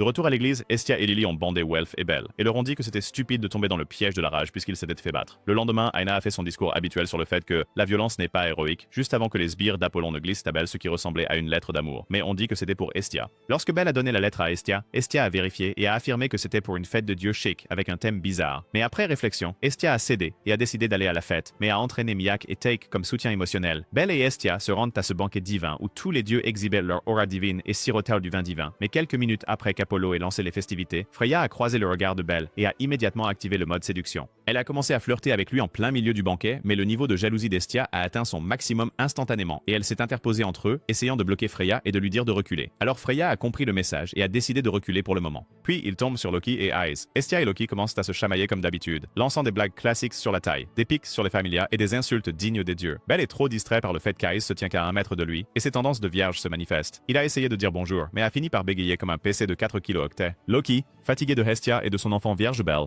tire Eyes avant que Bell ne puisse même se ridiculiser. Se sentant triste que ces tendances de vierge s'interposent encore, Belle s'éloigne vers le balcon pour se changer les idées. C'est alors qu'Hermès, le dieu de l'entremise lui-même, entre en scène. Il discute tranquillement avec Belle de ses progrès et du chemin parcouru. Hermès décide de donner à Belle de vrais conseils sur la drague plutôt que sur le combat de monstres. Puis il tire quelques ficelles pour lui obtenir une danse avec Aïs. Malgré sa nervosité initiale, Belle a enchaîné tant de pas que même Michael Jackson en serait jaloux, jusqu'à ce que le grand jaloux Apollo arrive pour gâcher l'ambiance et décide qu'il n'était pas intéressé par le jeune amour. Apollo a interrompu la danse de Belle. Hestia s'est précipitée au milieu de tout ça pour protéger Belle et faire barrage comme si sa vie en dépendait. Malheureusement pour elle, Apollo n'était pas d'humeur à ça. Apollo a accusé Belle d'avoir attaqué sa familia sans raison, comme si Belle était entrée sur leur territoire et avait commencé un solo contre les équipes de toute la familia d'Apollo sans raison, et avait même battu un membre si violemment qu'on aurait dit Batman d'Arkham. Bien que Belle ait nié, Apollo a continué à insister, les faisant se disputer comme des avocats retardés plaidant leurs affaires. Hestia s'est fâchée, et bien sûr le Tchad résident est confus. Passons à autre chose. Apollo a décidé d'annoncer que pour résoudre le problème, ils devront le régler dans un jeu de guerre avec Belle comme enjeu. Cela signifiait que Belle deviendrait membre de leur familia s'il gagnait, et ce n'était pas négociable. Apollo a jeté son dévolu sur Belle. Comme un homme cultivé débordant d'énergie, il ne pouvait pas laisser un mignon comme Belle hors de sa vue. Alors il a défié Hestia à une guerre, et le prix allait être Belle. Mais Hestia l'a immédiatement refusé, et a dit qu'elle ne voulait pas de ses mains gluantes sur lui, car elle n'allait pas laisser son être spécial partir avec Apollo. Le lendemain, Belle a agi comme s'il n'était pas le fantasme d'un dieu inculte et s'est détendu. Il s'est habillé comme d'habitude et s'est préparé à aller récolter de l'XP et des objets avec Welf et Lily dans les donjons. Après avoir fait quelques pas à l'extérieur, Belle et Hestia remarquèrent que toute la familia Apollo était postée devant leur porte comme des enfants à Halloween. Avant que Belle ne puisse lisser ses cheveux blancs, ils commencèrent à attaquer comme s'ils étaient en mode démon, et finirent par brûler la majeure partie de l'église où Belle et Hestia vivaient. Belle ne pouvait pas laisser passer ça et a décidé d'utiliser 2 de leurs sbires pour augmenter ses points d'aura en les battant avec un seul bras et un poignard. Belle a ensuite sauté et couru vers la guilde des aventuriers avec Hestia dans ses bras, mais la familia Apollo était exagérée. En plus, ils venaient de les attaquer et même la guilde ne pouvait pas aider à se battre. Belle et Hestia ont malheureusement croisé Iakantos, le même type qui avait failli renvoyer Belle au menu de réapparition il y a quelque temps au pub. Le fan inconditionnel d'Apollon a décidé qu'il allait traiter Belle comme un steak et le griller lentement. Iakintos pousse Belle au sol et est sur le point de le rendre quelques membres plus légers jusqu'à ce que Miak, Teik et les amis de Belle arrivent juste à temps. Miak a versé une sauce secrète sur Belle, guérissant toutes ses blessures et leur donnant assez de temps pour s'enfuir. Alors qu'il courait, la bande a été prise en embuscade en pleine course par encore plus de voyous et a dû se séparer. Welf, se sentant comme s'il venait de gagner à la loterie, était plus que prêt à relever le défi et à affronter les voyous tandis que Belle et Hestia prenaient la fuite. Pendant qu'il combattait Zanis, un type à lunettes qui avait l'air d'avoir un penchant pour les lolis s'est approché de Lily sur un toit et a presque légalement réussi à la laver le cerveau pour qu'elle le suive. Pendant ce temps dans les rues, Welf continuait de se battre mais était confus. Puis il remarqua que le type qu'il affrontait ne faisait même pas partie de la familia Apollo, juste un aventurier aléatoire avec ses propres motivations. Belle et Hestia se réfugient sous un pont à côté d'un canal. Bien que Belle haletait comme un cheval surmené avec des problèmes de cholestérol, ils restaient optimistes quant à leur situation. Alors qu'ils se cachaient, Hestia fait comprendre à Belle qu'ils n'ont plus d'option. Donc, pour sauver la situation, ils devaient soit envoyer Belle en mission pour se battre où il mordrait certainement la poussière, soit abandonner toutes les admiratrices de Belle à Horario. Mais Belle ne peut pas décider entre être renvoyée au hall ou perdre son fan club personnel composé uniquement de filles. Hestia décide alors que c'est le moment idéal pour les confessions et dit à Belle combien elle l'aime et lui demande s'il l'aime aussi. Bien sûr, Belle, étant le Tchad qu'il est, ne peut pas s'engager envers une seule femme et dit qu'il l'admire à la place. Mais Hestia n'aime pas la réponse et panique. Et comme une grand-mère surfant sur le dark web, elle mène la familia Apollo directement à leur emplacement. Belle a dû sortir Hestia de là et s'est enfuie avec elle dans ses bras à nouveau. Mais elle avait un plan. Ils allaient directement au quartier général de la familia Apollo. Ils ont couru jusqu'à la grande maison que la familia Apollo utilisait comme base et ont exigé qu'on les laisse entrer. Une fois à l'intérieur, les membres de la familia Apollo étaient déjà postés à l'extérieur pour les dévisager méchamment, mais ils ont continué à avancer jusqu'à ce qu'Apollo sorte. Bientôt, Apollo est sorti pour voir le duo, tandis qu'Hestia, qui essayait de rester calme, a demandé un gant à l'un des membres de la familia Apollo et l'a lancé en plein visage d'Apollo, comme si elle jouait au baseball, criant qu'elle acceptait enfin le défi d'Apollo pour les jeux de guerre. Comme si c'était les mots qu'ils attendaient, les membres de la familia Apollo ont commencé à sortir comme des PNJ déclenchés par un dialogue de scène, heureux de pouvoir enfin voir de l'action. Quelques minutes plus tard, Hestia et Belle sortent du QG et tombent immédiatement sur Welf. Welf, agissant comme s'il venait de courir un marathon, raconte aux deux comment Lily a été kidnappée en plein jour par la Soma Familia. Belle pense qu'il est Superman et veut partir sauver la situation, mais Hestia lui dit de se détendre et de tout leur laisser pendant qu'ils se concentrent sur l'entraînement et montent de niveau autant que possible. Plus tard, Belle se rend au QG de la familia Loki pour voir Hayes, mais quand il essaie d'entrer, les gardes à l'extérieur l'arrêtent. Belle n'accepte pas un non comme réponse et continue d'essayer de forcer son entrée comme un virus sur un PC Windows jusqu'à ce que Inde arrive. Elle a pris une bouffée et l'a jeté dehors comme une ordure, disant qu'elle ne voulait pas que son odeur de vierge empeste leur QG. Mais en le jetant dehors, elle lui a chuchoté quelques mots à l'oreille. Belle s'est relevée, s'est épousetée, les a remerciés et s'est précipitée à l'arrière l'arrière du QG comme un homme en mission. À l'arrière, Ace et Hind se tenaient là comme si elles attendaient Belle depuis tout ce temps pour se retrouver loin de tout PNJ. Mais Belle n'était pas intéressée par des quêtes secondaires émotionnelles et voulait seulement devenir plus fort. Alors il a regardé dans les yeux d'Ace et elle a immédiatement accepté. Hind, bien sûr, a accepté aussi, ne voulant pas être laissée de côté. Plus tard dans la nuit, tout le monde est posté devant un grand château, parlant de leurs désirs, même si ce n'est qu'une goutte de nectar céleste de Lord Soma. Zanes, un type avec des lunettes et une manie pour les lolis, est entré dans la pièce et a emmené Lily avec lui. Lily n'aimait pas être autour de gars qui aimaient les lolis, alors elle a immédiatement commencé à supplier un type qu'ils appelaient Lord Soma de la laisser quitter la familia. Mais le mec s'en fichait et continuait juste à utiliser son bâton sur un pot malchanceux.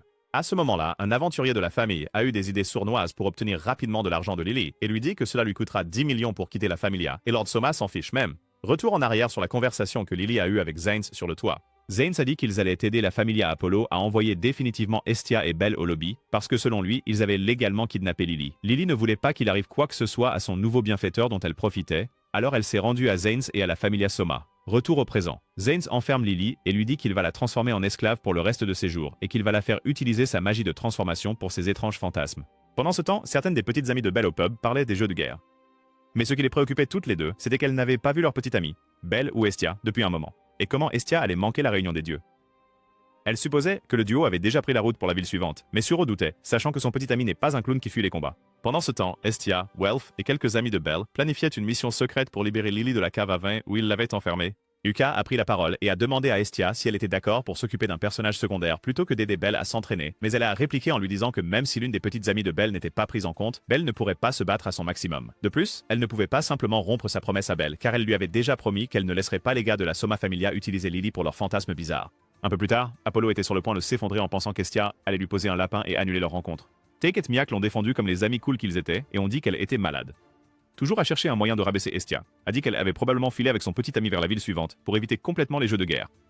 Juste à ce moment-là, Estia a attendu le moment parfait pour faire une entrée dramatique afin de capter l'attention et ensuite entrer comme si elle possédait l'endroit. Ils ont commencé leur réunion et ont discuté de la façon dont ils voulaient que leur jeu de guerre se déroule. Après quelques plaisanteries, ils ont décidé qu'il valait mieux parier sur la vie de Belle et faire un tirage au sort. Hermès a tiré, et malheureusement, il a choisi la pire option, qui était le siège. En gros, le jeu de guerre vient d'être transformé en un combat de raid solo, et Belle est le seul joueur connecté. Il serait littéralement impossible pour Belle de défendre un château tout seul, à moins qu'il ne soit Dieu ou quelque chose comme ça. Alors, Apollon a voté pour qu'Estia passe à l'offensive. À ce moment-là, Estia était complètement dépassée et ne savait pas comment améliorer la situation. Jusqu'à ce qu'Aratus suggère de donner à Estia et sa famille un assistant, car Belle serait énormément submergée. Apollon était un peu nerveux à l'idée que donner un acolyte à Belle gênerait son plan de prendre Belle pour lui tout seul, alors il a refusé la demande. Cependant, tout le monde l'a traité de poule mouillée, alors il a accepté juste pour sauver sa fierté, à condition que Belle ne puisse avoir qu'un seul assistant qui ne doit pas faire partie d'une familia de la ville. Immédiatement, Estia a commencé à réfléchir, mais a pensé que même avoir un seul assistant serait énorme pour eux. Elle a donc décidé de laisser Aratius gérer les négociations pendant qu'elle se concentrait sur le sauvetage de Lily la supporteuse. Plus tard dans la journée, Lily était toujours dans la cage, imaginant les évader, lorsque Zanes est revenu et lui a dit comment il prévoyait d'utiliser toutes ses capacités magiques pour le profit, comme un Jeff Bezos maléfique. Zanes était sur le point d'informer Lily de sa prochaine mission, lorsqu'un garde PNJ est entré pour signaler l'arrivée de quelques intrus, dont une déesse Loli. Zanes a commencé à élaborer des plans sournois pour éliminer les intrus, mais Lily a dit qu'elle ne l'aiderait pas s'il faisait du mal à la famille Estia. Le gars s'en fichait complètement et a menacé de la transformer en junkie et de la rendre accro au vin de Lord Soma si elle refusait de coopérer. Une fois que Zanes est parti, le garde, se sentant sous-payé et un peu rancunier, a lancé la clé à Lily et a tourné le dos pour qu'elle puisse s'échapper de la cellule. Elle s'est immédiatement précipitée hors de sa cellule et a rapidement trouvé une ouverture dans les murs du château. En regardant dehors, elle a vu une bataille entière se dérouler avec Welf, Estia, Mikoto et les autres. Se sentant un peu émotive, elle a essayé de les faire partir pour ne pas être un fardeau pour eux, mais Estia est passée en mode maman, essayant de lui donner de la validation. Lily n'a pas écouté jusqu'à ce qu'Estia sorte la carte Belle et lui dise comment Belle était quelque part en train de s'entraîner, et comment il serait furieux s'il découvrait qu'un de ses amis avait été kidnappé par une fichue brasserie. Cela a finalement convaincu Lily, qui a ensuite couru jusqu'au dernier étage pour essayer de faire arrêter le combat par Lord Soma. Soma ne s'en souciait pas au début, mais a ensuite décidé que ce serait amusant de donner un verre de vin divin à la Loli. Et sans surprise, elle s'est évanouie après une seule gorgée. Alors qu'il s'éloignait, il a eu le choc de sa vie, car Loli a montré qu'elle n'était pas si faible après tout et pouvait supporter un peu de vin. Soma était tellement impressionné qu'il a dit à Zanes de se taire quand il a essayé de parler. Il a décidé d'accéder à sa demande et a dit à tout le monde dans sa familia d'arrêter de se battre. Zanes a essayé de passer à son plan B et d'éliminer Loli à l'ancienne avec une épée géante, mais Wolf est intervenu et a brisé les lunettes de Zanes avec son épée. Loli était soulagé et a demandé à Soma d'accorder une autre de ses demandes et de nous transférer officiellement à la familia Estia. Ensuite, Soma et Estia ont une petite conversation sur combien Lily avait changé depuis que le dieu ivre l'avait abandonné. Plus tard, ils se sont tous rencontrés dehors puisqu'ils avaient sauté tout un combat de boss et Estia a remercié tout le monde pour leur aide. Le lendemain, Take était occupé à planifier comment il allait aider Estia, même s'il ne remplissait pas les conditions pour être un assistant. Alors que Take complotait, Mikoto intervint et lui demanda s'il lui permettrait de rejoindre la familia Estia. En même temps, Welf était agenouillée devant Héphaestia et lui demandait de le laisser rejoindre la Familia Hestia aussi. Elle était un peu hésitante et lui posa une série de questions inutiles, comme un RH toxique lors d'un entretien d'embauche. Elle lui demanda pourquoi il voudrait partir et il expliqua qu'il ne pouvait pas laisser quoi que ce soit arriver à la seule personne qui reconnaissait son travail. Ailleurs, Hermès suppliait Ryu de la taverne de se porter volontaire pour être l'assistante de la Familia Hestia et tout ce à quoi elle pouvait penser, c'était que Mamma Mia serait vraiment en colère si elle partait. Tôt le matin, la bande était déjà dans l'église abandonnée qu'ils appelaient leur quartier général quand Belle est entrée nonchalamment, comme s'il n'avait pas passé la nuit précédente à se faire balancer comme une poupée de chiffon. Plus tard dans la journée, quelques filles de la Familia Apollo parlèrent des jeux de guerre, et l'une d'elles racontait qu'elle avait des visions où elle perdait. Alors qu'ils continuaient à parler, elle vit des gars apporter une charge, ce qui confirma encore plus ce qu'elle avait vu dans sa vision. Le lendemain, les jeux de guerre commencèrent officiellement et tout le monde était excité de voir le carnage. Discrètement, même si Festus discutait de l'effervescence de la ville à cause des jeux de guerre et réussissait à voir de près à quel point Apollo était suffisant pendant qu'il parlait à Hestia. Il a nargué Hestia et lui a demandé si elle était prête à abandonner son jouet. Hermès, toujours aussi élégant, a claqué des doigts et a lancé une diffusion nationale de tout l'événement. Et dès que l'horloge a sonné midi, ils ont vraiment commencé le spectacle. Au début, il semblait que la Familia Hestia allait prendre son temps à se recroqueviller ou à jouer la sécurité. Cependant, sur une falaise à quelques pieds du château, Ryu se préparait déjà à lancer une attaque. Elle a fait un saut de foi et a immédiatement commencé à attaquer le château en utilisant une combinaison mortelle de 2 épées magiques fabriquées par Welf. Les aventuriers d'Apollon commencent immédiatement à paniquer et envoient presque la moitié de leur armée entière pour s'occuper d'elle. Mais alors que Ryu continuait à les foudroyer dans cette bataille à sens unique, son épée magique perdit bientôt son énergie et se réduisit en poussière. Pendant que la plupart de l'armée d'Apollon était occupée avec Ryu, Mikoto se faufila par une fissure dans les murs. Malheureusement, un petit morveux l'a repéré et a alerté les archers, qui l'ont immédiatement visé avec des flèches, qu'elle a pu détruire grâce à sa vitesse incroyable. Pendant ce temps, un aventurier elfe a découvert que Ryu était aussi une elfe, et s'est évanoui instantanément car les épées magiques lui causaient d'un traumatisme d'enfance. Ratu lui a alors dit qu'aider Belle comptait plus pour elle que cela, et l'a rapidement éliminée. Pendant ce temps, à l'autre bout, Mikoto sautait et montait de niveau avec ses adversaires de chair à canon, et utilisait son sort de gravité pour immobiliser tout le monde en vue. Pendant ce temps, Hermès analysait le combat en cours et remarqua que les réactions de la Familia Apollo étaient trop rapides. L'assistante d'Hermès, Asphi, supposa que l'équipe Belle tombait probablement dans un piège. Cela a déclenché le Sherlock Holmes en lui. Alors Hermès a commencé à analyser tout ce qui se passait, ce qui indiquait une fuite d'informations. Comme une horloge, Luwin a ouvert la porte et laissé entrer à la fois Belle et Welf pour participer à l'action, mais il s'est vite avéré que Loin était en réalité Lily se transformant. Un aventurier se tenait avec les archers et mages d'Apollo sur une plateforme où ils ont appris que Belle et Welf étaient entrés dans le château. Comme ils n'avaient même pas le temps de trouver le coupable, ils ont décidé de mettre en place un piège immédiatement. Dès que Belle et Welf ont atteint la plateforme, les mages ont commencé à charger de la magie de feu, mais Welf l'a redirigé vers eux, provoquant une explosion plus grande. Alors que tout le monde essayait d'éviter d'être renvoyé au hall, la fille a essayé de poursuivre Belle, mais Welf l'a retenue pour qu'elle ne s'accroche pas à son patron. En même temps, Lily attaquait les étages inférieurs du château, en utilisant son arbalète comme si elle avait grandi dans le bloc haut, tandis que Mikoto a finalement perdu sa prise sur la magie de gravité, libérant ainsi tout le monde qu'elle avait piégé. Ailleurs, la fille qui avait eu la vision plus tôt a commencé à supplier Iakintos, leur capitaine fan d'Apollon, de partir. Cependant, le gars n'a pas écouté et a juste giflé la fille, comme si elle venait de lui prendre ses cartes Pokémon et a parlé de combien il était trop puissant pour qu'un vierge comme Belle puisse lui faire des dégâts réels. Juste à ce moment-là, Belle est apparue juste en dessous d'eux, chargeant la plus grande boule de feu qui ait touché le ciel depuis le 4 juillet. Belle a libéré sa magie et a fait exploser le sol au-dessus de lui où se trouvaient Iakintos et les autres aventuriers d'Apollon, provoquant une explosion géante qui a tellement impressionné les autres dieux qu'ils ont commencé à s'extasier sur lui et le voulaient pour eux-mêmes. Alors que Iakintos se tenait sur un tas de décombres et de cendres, pensant que peut-être être un fanboy d'Apollo n'en valait pas vraiment la peine, Belle l'attaqua à une vitesse fulgurante. Iakintos essaya de riposter, mais Belle le frappa avec un rapide 1-2 et lui fit réaliser qu'il avait vraiment perdu de sa superbe. Il continua en brisant son épée cool, ce qui rendit Iakintos vraiment amer à ce sujet.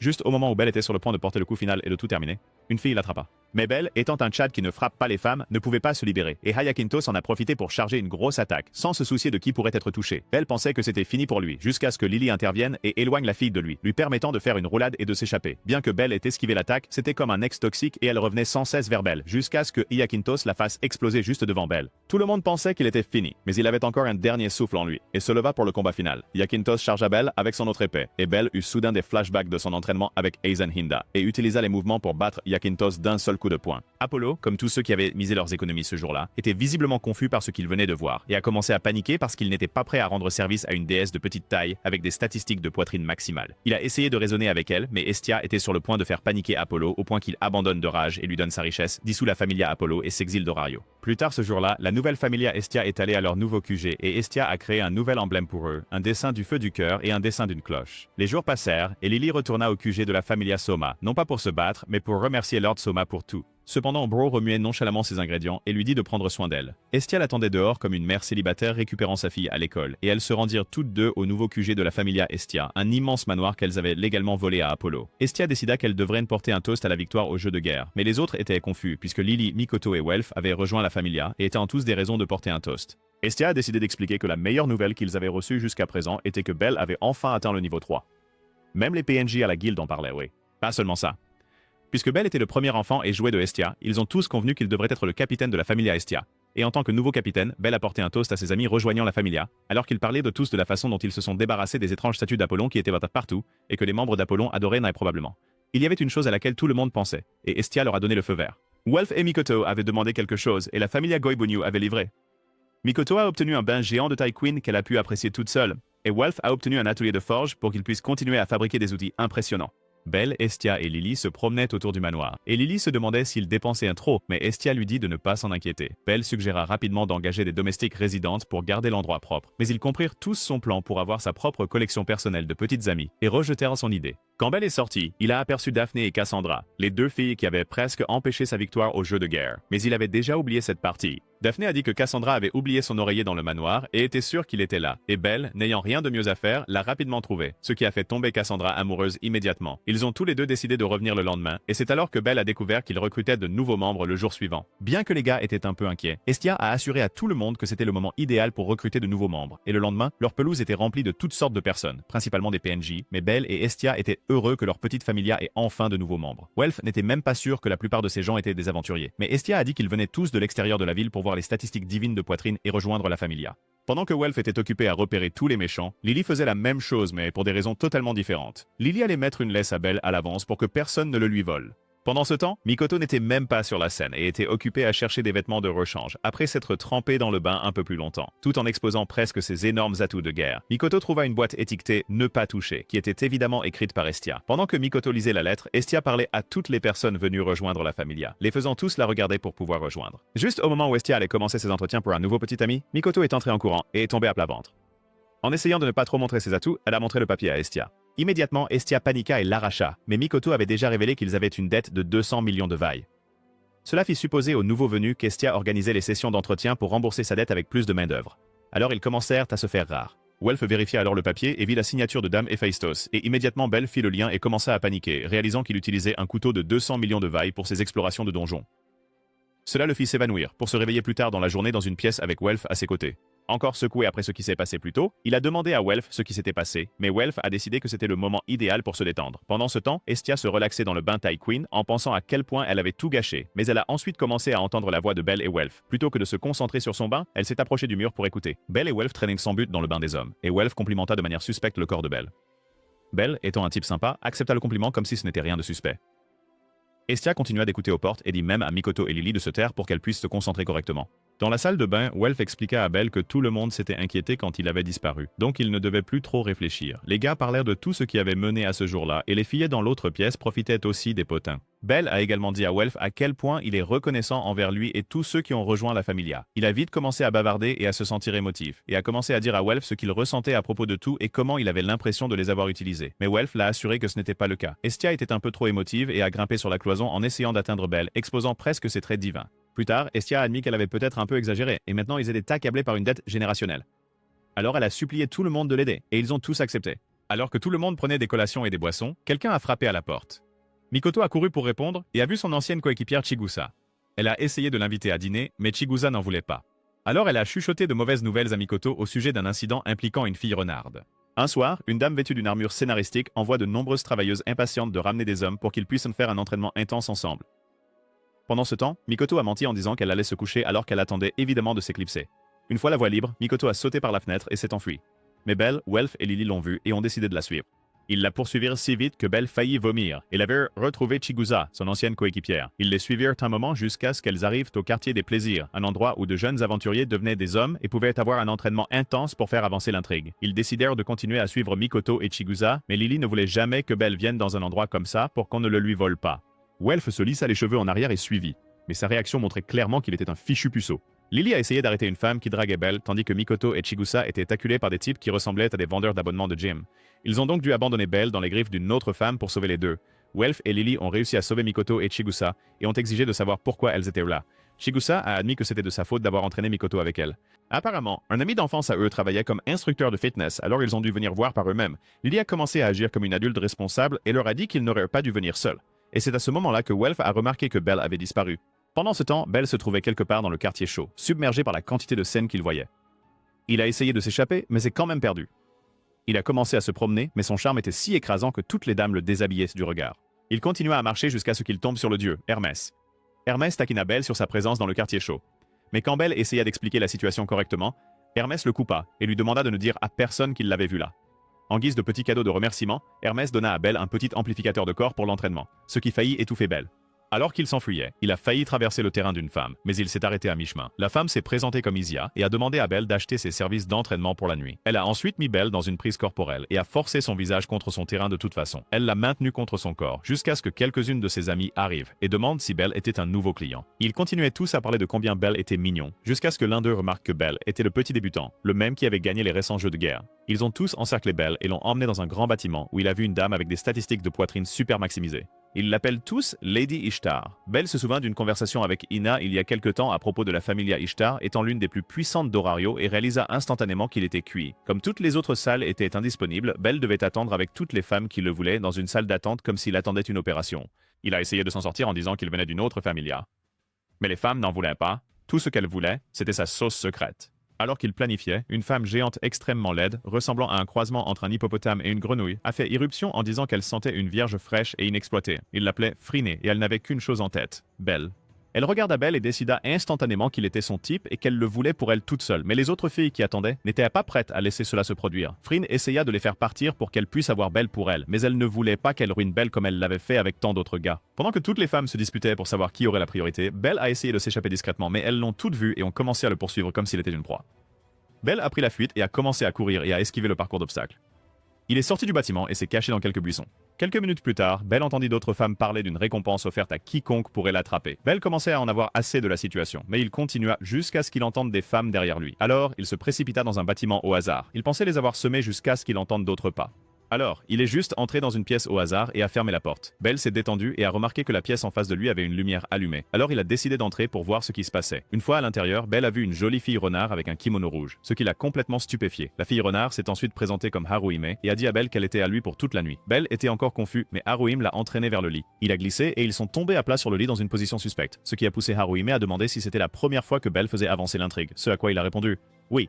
Elle lui a dit de se détendre et de laisser faire le travail du seigneur. Mais Belle n'était pas vraiment d'humeur pour un exercice. Pourtant, elle lui a dit de ne pas s'inquiéter et a commencé à enlever ses vêtements comme si elle savait ce qu'elle faisait, jusqu'à ce qu'elle s'évanouisse à la vue de sa clavicule. Quelques minutes plus tard, elle se réveilla, s'excusa auprès de lui car elle l'avait pris pour un client et s'était embarrassée. Haruhime se présenta à nouveau et Belle fit de même. Elle était curieuse et demanda à Belle pourquoi il se trouvait dans le quartier chaud, puisqu'il n'était pas là pour des séances d'entraînement. Alors Belle lui expliqua comment il avait été poursuivi par un groupe de femmes déchaînées. Alors, elle a proposé de l'aider à se cacher pendant la nuit. En échange, elle a demandé à Belle de discuter avec elle en attendant. Belle a commencé par raconter comment il était venu à Orario pour devenir une légende et gagner beaucoup d'argent, tandis que Haruhime a également raconté son histoire triste sur comment elle était venue de l'Extrême-Orient parce que sa famille l'avait chassée et vendue à la famille Ishtar quand elle était petite parce qu'elle brûlait toujours le petit déjeuner. Mais c'était une victoire pour elle puisqu'elle avait toujours voulu venir à Orario à cause des histoires qu'elle avait entendues enfant. Alors, ils se sont liés autour d'histoires de héros. Pendant ce temps, Hermès a rencontré Ishtar et lui a donné une boîte scellée. Hermès lui a demandé ce qu'elle allait en faire. Et elle a dit qu'elle allait bientôt lui montrer quelque chose de drôle et faire quelque chose de mauvais à cette reine à eux. Quand Ishtar demande à Hermès s'il a des informations compromettantes sur leur ennemi commun, Hermès a simplement dit qu'il n'en avait pas. Juste à ce moment-là, la situation a complètement changé, et Ishtar a laissé tomber ses vêtements au sol. Alors que cela se passait, Belle et Haruhime continuaient de parler d'histoire. Haruhime a révélé qu'elle avait toujours souhaité avoir un héros pour l'emmener au pays de ses rêves, comme dans les histoires qu'il lisait. Mais elle s'était réveillée à la réalité et affirmait qu'elle n'avait pas le droit d'être emmenée loin de là. Belle a essayé de lui remonter le moral, mais elle lui a dit que même si elle était une débutante, elle avait eu des séances d'entraînement avec des dizaines de gars et qu'elle avait donné son corps pour faire avancer l'intrigue. Elle a expliqué qu'elle n'était plus pure et qu'aucun héros ne voudrait de marchandises endommagées comme elle. Bientôt, l'aube se leva et Haruhime montra à Belle un raccourci pour sortir du quartier chaud avant qu'Aija ne le trouve. Une fois Belle partie, Aija sortit de nulle part et dit à Haruhime de rentrer chez elle. Pendant ce temps, Hermès pleurait au lit et apparemment il avait chanté comme un canari et avait tout raconté à Ishtar sur Belle. En entendant que Freya aimait Belle, Ishtar le voulait pour elle seule. Belle est finalement retournée au manoir et s'est fait immédiatement réprimander par Hestia pour être restée toute la nuit dans le quartier chaud sans la prévenir. Elle était encore plus en colère que Belle soit allée dans le quartier chaud en premier lieu, car elle ne pouvait pas le laisser s'intéresser à d'autres femmes. Alors elle a décidé de condamner Belle à des travaux d'intérêt général comme punition. Alors que Belle nettoyait la communauté, il a vu un groupe d'enfants et s'est souvenu comment Harwim souhaitait avoir un héros pour la sauver et comment il n'avait même pas pu lui dire un seul mot. Un peu plus tard, Makoto, Welf et Lily ont rejoint Belle dans son service communautaire, puisqu'ils étaient ceux qui l'avaient entraîné dans le quartier chaud. Makoto a dit à Belle qu'elle cherchait une fille renard, et Belle, faisant le lien, a demandé si c'était Haruhime. Makoto s'est un peu emporté et a demandé comment Belle la connaissait, et Belle a dû leur raconter toute l'histoire. Malheureusement, il n'y avait rien qu'ils pouvaient refaire car Lily a souligné qu'ils venaient littéralement de terminer un jeu de guerre à 5 contre 100, et s'ils essayaient de sauver Haruhime, cela causerait encore plus de problèmes.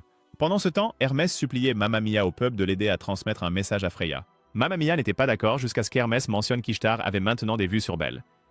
Mamma Mia fut surprise et demanda comment cela s'était passé, mais tout ce qu'Horatus pouvait dire, c'est qu'elle avait utilisé des techniques d'interrogation avancées et que cela ne dépendait plus de lui. Sorata avait écouté aux portes et voulait savoir si Horatus avait emmené Belle dans le quartier rouge au départ, alors Horatus jura sur sa divinité qu'il ne l'avait pas fait. Alors que cela se passait, Belle se rendit à la guilde et rencontra Enna. Enna comprit instantanément que quelque chose n'allait pas et demanda à Belle ce qui s'était passé. Belle expliqua à Enna tout ce qui s'était passé et elle le réprimanda, en partie parce qu'elle l'aimait bien et en partie parce que s'entraîner la nuit n'avait rien d'héroïque. Après cela, Belle lui a dit qu'il voulait tout savoir sur la familia Ishtar. Cela a poussé Enna à donner à Belle un aperçu de tout ce qu'il devait savoir sur la familia, de leurs affaires à leurs combattants, avec même le capitaine Obesfrine étant niveau 5 et Aiza étant niveau 3. Mais malheureusement, Enna n'avait aucune information sur Haruhime. Enna a décidé de révéler à Belle des informations ultra secrètes sur la familia Ishtar.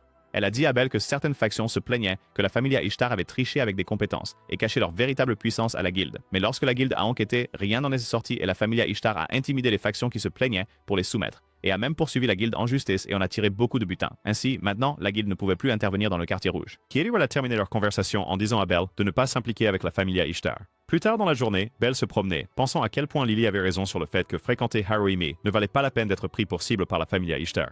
Belle erra dans une bibliothèque et lut un livre sur un vampire qui essayait d'amener un héros à avancer l'intrigue avec elle et à ruiner son nom. Mais le héros était un Tchad et voyait à travers ses mensonges. Mais en lisant le livre, Belle ne pouvait s'empêcher de penser à Haruhime et à la façon dont elle disait que les héros détestaient s'entraîner avec des filles. Alors il appela son grand-père pour obtenir des conseils. Plus tard dans la nuit, Haruhime était dans le quartier des plaisirs, occupée à penser qu'elle ne quitterait probablement jamais cet enfer. Aiza a vu que quelque chose la préoccupait et a décidé d'essayer de lui remonter le moral avec des snacks de sa ville natale. Une fois qu'Aiza est partie, Makoto est apparue avec une capuche et a commencé à appeler Haruhime. Elle a essayé de lui rappeler comment elles jouaient ensemble quand elles étaient enfants, mais Haruhime ne l'a pas reconnue et est partie sans savoir qu'Aiza écoutait secrètement. Le lendemain, Makoto parlait à Belle et se plaignait de la façon dont Haruhime l'avait ignorée la veille, et elle a continué à raconter son origine à Belle. Il y a longtemps, Lord Tyker, d'autres comme Chigusa et elle-même étaient pauvres lorsqu'ils étaient à l'Est, et Haruhime menait une vie confortable avec son père noble et riche. Un jour, Haruhime ne pouvait pas finir son repas et a suggéré qu'il donne une partie de la nourriture aux pauvres qui vivent près d'eux, et c'est ainsi que Haruhime a rencontré Lord Tyker et les autres. Lord Tyke a décidé qu'il n'aimait pas la façon dont Haruhime vivait et a envoyé les enfants faire son sale boulot pour kidnapper Haruhime. C'est alors que Lord Tyke a donné sa bénédiction aux enfants. À partir de là, chaque nuit, il s'introduisait dans le domaine et faisait sortir Haruhime en douce comme dans une évasion de prison. Une de ces nuits-là, Haruhime est devenu proche des enfants et Makoto était simplement heureuse de rendre l'appareil à l'enfant qui les avait nourris. Après avoir entendu son histoire d'origine triste, Belle a décidé d'aller à l'encontre des conseils et du bon sens de tout le monde et a dit à Makoto qu'il devrait tenter de sauver Haruhime. Alors qu'ils parlèrent de son plan fou, Belle aperçut Hermès les espionnant. Hermès était un peu nerveux et dit qu'il vérifiait juste Belle. Hermès essaya de s'enfuir, mais Belle lui demanda s'il savait quelque chose sur le quartier chaud, et il fut entraîné dans une scène incontournable. Plus tard au pub, Horatus expliqua à Makoto et Belle que la seule façon de libérer Horatius était de réunir assez d'argent pour l'acheter à la famille Ishtar. Belle et Makoto s'enthousiasmèrent, et Makoto donna à Horatius une description d'Horatius au cas où il aurait plus d'informations. Mais malheureusement, Horatius se souvint qu'il avait laissé le four allumé et partit juste avant de dire aux deux que la nuit où il avait croisé Belle, il allait livrer quelque chose appelé une pierre de massacre à Ishtar. Plus tard dans la nuit, Ishtar convoqua toutes ses meilleures filles et les envoya kidnapper Belle car elle ne voulait pas que Freya mette la main sur lui. Ishtar a dit aux filles qu'elle voulait rendre Belle accro à elle comme un enfant de 5 ans dans un magasin de bonbons et leur a dit qu'elle pourrait toutes avoir leur tour avec lui après qu'elle l'ait eu tout à elle. Ishtar leur a fait comprendre qu'une fois la pleine lune apparue, elle allait commencer un rituel de pierre de massacre et utiliser Belle comme appât pour déclencher une guerre avec Freya. Elle leur a dit de ne pas se faire attraper et ils ont tous commencé à planifier leur prochain mouvement. Le lendemain, Makoto et Belle montèrent de niveau dans le donjon avec Welf et Lily à la traîne, tandis que Belle éliminait les monstres d'un seul coup comme d'habitude. Lily leur a dit de faire attention, mais Makoto l'a simplement ignoré et a dit à tout le monde de dégager. Pendant qu'ils marchaient, ils parlaient tous de la situation avec Haruhime et même Lily a dit qu'elle n'était pas entièrement convaincue mais qu'elle allait quand même récolter des objets. Un peu plus loin dans le chemin du donjon, la familia Ishtar était occupée à préparer une embuscade pour Belle et ses amis. Ishtar elle-même était dans un coin, essayant de transformer Aiza en Super Saiyan avec une figure encapuchonnée. Belle et les autres rencontrent des monstres.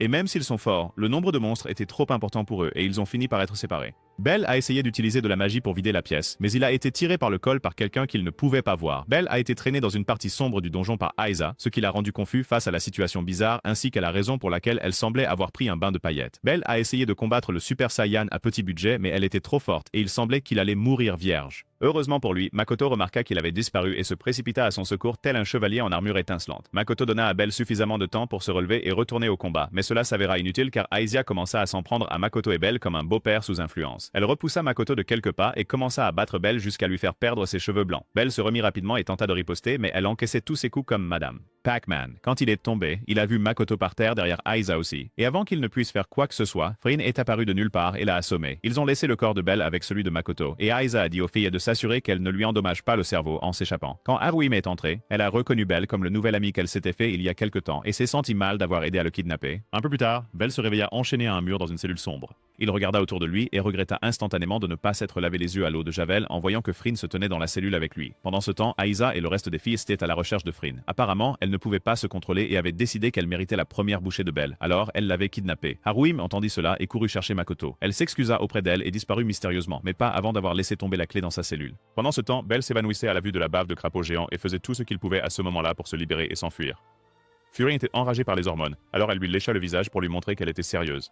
Agissant comme si elle n'avait pas enfreint plusieurs lois quelque part, elle regarda autour de la cellule en cherchant de l'inspiration sur la façon dont elle allait jouer avec lui. Belle continua de se débattre, mais elle lui dit que c'était inutile car personne ne les trouverait là. Alors il se détendit. Fury décide alors de surprendre Belle et voyant qu'il n'était pas prêt pour un quelconque exercice, elle lui dit qu'elle allait trouver une drogue qui le rendrait fou d'elle lors de ses séances d'entraînement. Immédiatement, elle fit quelques pas hors de la cellule. Belle commença à tirer sur ses chaînes comme si sa vie en dépendait, se demandant s'il pouvait s'échapper. Comme un ange envoyé du ciel, Haruhime est entré dans la cellule de Belle et Belle ne pouvait pas se contenir. Elle l'a aidé à se libérer de ses chaînes et Belle s'est jetée sur elle en pleurant, voyant qu'il avait failli être violé par une grenouille géante. Makoto, quant à elle, se faufilait à la manière d'Assassin's Creed à travers le bâtiment en essayant de trouver Belle avec une sorte de technique sonar, mais Belle était déjà hors de portée à ce moment-là et elle devait continuer à avancer. À ce moment-là, Furan était revenu à la cellule mais était tellement en colère de ne pas trouver Belle qu'elle sut instantanément que c'était la faute de Haruhime. Malgré le chaos, Haruhime emmenait Belle par un passage souterrain qui l'aiderait à sortir du quartier chaud sans que personne ne le sache. Belle, bien sûr, ne pouvait pas être tranquille si l'une de ses petites amies était en difficulté. Alors il a demandé des nouvelles de Makoto et Haruhime a expliqué comment elle lui avait lancé les clés de la cellule et qu'elle serait probablement en route pour Tombouctou maintenant. Cela inquiéta Belle, alors il demanda si elle irait bien s'il découvrait qu'elle était derrière sa libération. Elle lui expliqua alors que Frin savait probablement que c'était elle, mais qu'elle ne pouvait pas le laisser voir à quel point elle pouvait être brutale. Tandis que Makoto sautait encore des plafonds dans le bâtiment en essayant de trouver Belle et de s'échapper, elle est tombée dans une pièce qui ressemblait à une bibliothèque et sur des papiers concernant le rituel de la pierre de massacre. De retour dans le tunnel, Belle a révélé à Haruhime comment lui et Makoto prévoyaient d'économiser suffisamment d'argent pour l'acheter à la Familia Ishtar. En entendant cela, Haruhime a commencé à s'émouvoir et a dit à Belle que savoir qu'il et Makoto se souciaient vraiment d'elle suffisait à la mettre en paix. Alors que la nuit s'estompait, il y avait toujours une chasse à l'homme pour savoir qui pourrait attraper Belle en premier. Pendant ce temps, la Familia Estia avait une réunion avec Lord Take et sa Familia pour les mettre au courant de ce qui se passait. Ils avaient déjà découvert qui avait kidnappé Belle et Makoto, mais ils ne pouvaient pas comprendre pourquoi. Ils ont commencé à échafauder des idées folles jusqu'à ce qu'Estia se souvienne que Belle avait mentionné quelque chose à propos d'une pierre de massacre. Lord Take sut immédiatement de quoi il s'agissait et commença à paniquer. Il leur expliqua comment cela pouvait être utilisé pour stocker une âme rendue et que le simple fait de le tenir donnait un énorme coup de pouce de puissance à l'utilisateur. Il expliqua comment même des morceaux de la pierre étaient identiques à la pierre entière elle-même. Donc une fois l'âme scellée, la pierre est généralement brisée. Mais malheureusement, une fois la pierre brisée, elle ne peut jamais être reconstituée et l'âme est perdue à jamais. Il ajouta que le rituel de la pierre de mort ne pouvait être effectué que lors d'une pleine lune. Et tout le monde réalisa immédiatement que ce serait cette nuit-là. Ailleurs, Belle et Haruhime sortirent du tunnel souterrain et entrèrent dans une rue déserte. Haruhime essaya de convaincre Belle d'y aller seule, mais Belle ne pouvait se résoudre à abandonner une fille mignonne dans le besoin. Comme si elle les suivait, Makoto apparut de nulle part. Makoto la confronta et demanda si elle savait quelque chose sur la pierre de mort, mais Haruhime ne put répondre. Makoto était stupéfaite et l'a forcée à nier qu'elle prévoyait de sacrifier son âme, mais elle ne l'a pas fait. Pendant ce temps, Belle restait là, totalement confus par la situation. Mais avant qu'il ne puisse obtenir des réponses, Aizai est arrivé et a emporté Haruhime comme un méchant de bande dessinée des années 60. Aizai a expliqué tout leur plan pour commencer une guerre avec la Familia Freya et utiliser la magie de renforcement de niveau de Haruhime lorsqu'elle sera sacrifiée pour devenir plus fort. Belle ne comprenait pas au début, mais il a bien saisi le message quand il a entendu qu'une mignonne fille renard allait y passer juste pour qu'ils puissent commencer une guerre. Voyant que cela pourrait être leur dernière rencontre, Aizai a décidé qu'il était opportun de partager son histoire triste et a commencé à parler de la façon dont elle détestait Haruhime parce qu'elle ne parlait jamais à personne. Et malgré les tentatives des gens pour l'aider, elle souriait comme si elle avait simplement accepté son sort. Aizai a exprimé sa colère en cassant un objet magique envoyé à leur quartier général, mais malheureusement, elle a été rapidement attrapée et malmenée par un crapaud géant. Après cela, sa déesse Ishtar l'a poussée à avancer le complot jusqu'à ce qu'elle devienne presque folle. Alors maintenant, elle ne pouvait plus désobéir aux ordres de sa déesse. Elle regarda Belle et le provoqua, lui demandant soit de rester là comme un lâche, soit de venir chercher sa fille. Cependant, Belle ne pouvait pas bouger et voyait qu'il était fichu. Aizai lui a dit qu'elle n'allait pas laisser Belle la voir et qu'il ne ressemblait pas à un homme viril mais à un garçon lâche puisqu'il ne pouvait pas tout risquer pour une séance d'entraînement avec une fille renarde. Finalement, le reste des filles de la famille Ishtar est arrivé et a trouvé Aizai en train de fixer Belle. Elles se sont toutes jetées sur lui comme des gloutonnes affamés et n'ont pas réalisé que Makoto l'avait déjà entraîné loin. Quand Belle et Makoto ont finalement semé les filles de la famille Ishtar dans une rue, ils ont essayé de reprendre leur souffle. Belle ne pouvait pas s'empêcher de penser à ce qui venait de se passer et se considérait pire que rien pour ne pas avoir répondu à ce qu'Aizai avait dit et comment elle savait qu'il n'était pas prêt à tout risquer pour sauver une fille qui avait désespérément besoin d'un héros. Belle ne pouvait pas se contrôler et essayait de réfléchir à ce qu'il pouvait faire tandis que Makoto le regardait comme s'il devenait fou. Plus tard dans la nuit, la famille Estia capturée a essayé de mener une mission de sauvetage en groupe, mais les PNJ à l'entrée principale ne les ont pas laissés entrer. Estia était très en colère et même Uka et Chigusa ont confirmé que toutes les entrées avaient été scellées. Plutôt que de se soucier de sa sécurité, Estia était plus inquiète que Belle soit occupée à faire avancer l'intrigue avec l'une des filles d'Ishtar. À l'intérieur du QG d'Ishtar, Dame Crapaud-Frein perdait la tête et essayait de blâmer Haruim et les filles pour ne pas avoir trouvé Belle à temps. Mais l'une des filles la calmait en disant qu'elle pouvait simplement le kidnapper à nouveau après le rituel. Pendant ce temps, Belle et Makoto étaient toujours cachés, mais Belle semblait à 5 secondes de s'effondrer. Alors Makoto lui a donné un peu d'espace pour réfléchir. Belle continuait à penser à Haruhime et à ce qu'elle avait dit sur le fait que les filles des quartiers chauds étaient comme une tâche pour les héros. Mais Belle ne voulait pas croire que c'était ainsi que les héros dont il était tombé amoureux étaient, et ce n'était pas non plus le héros qu'il voulait être.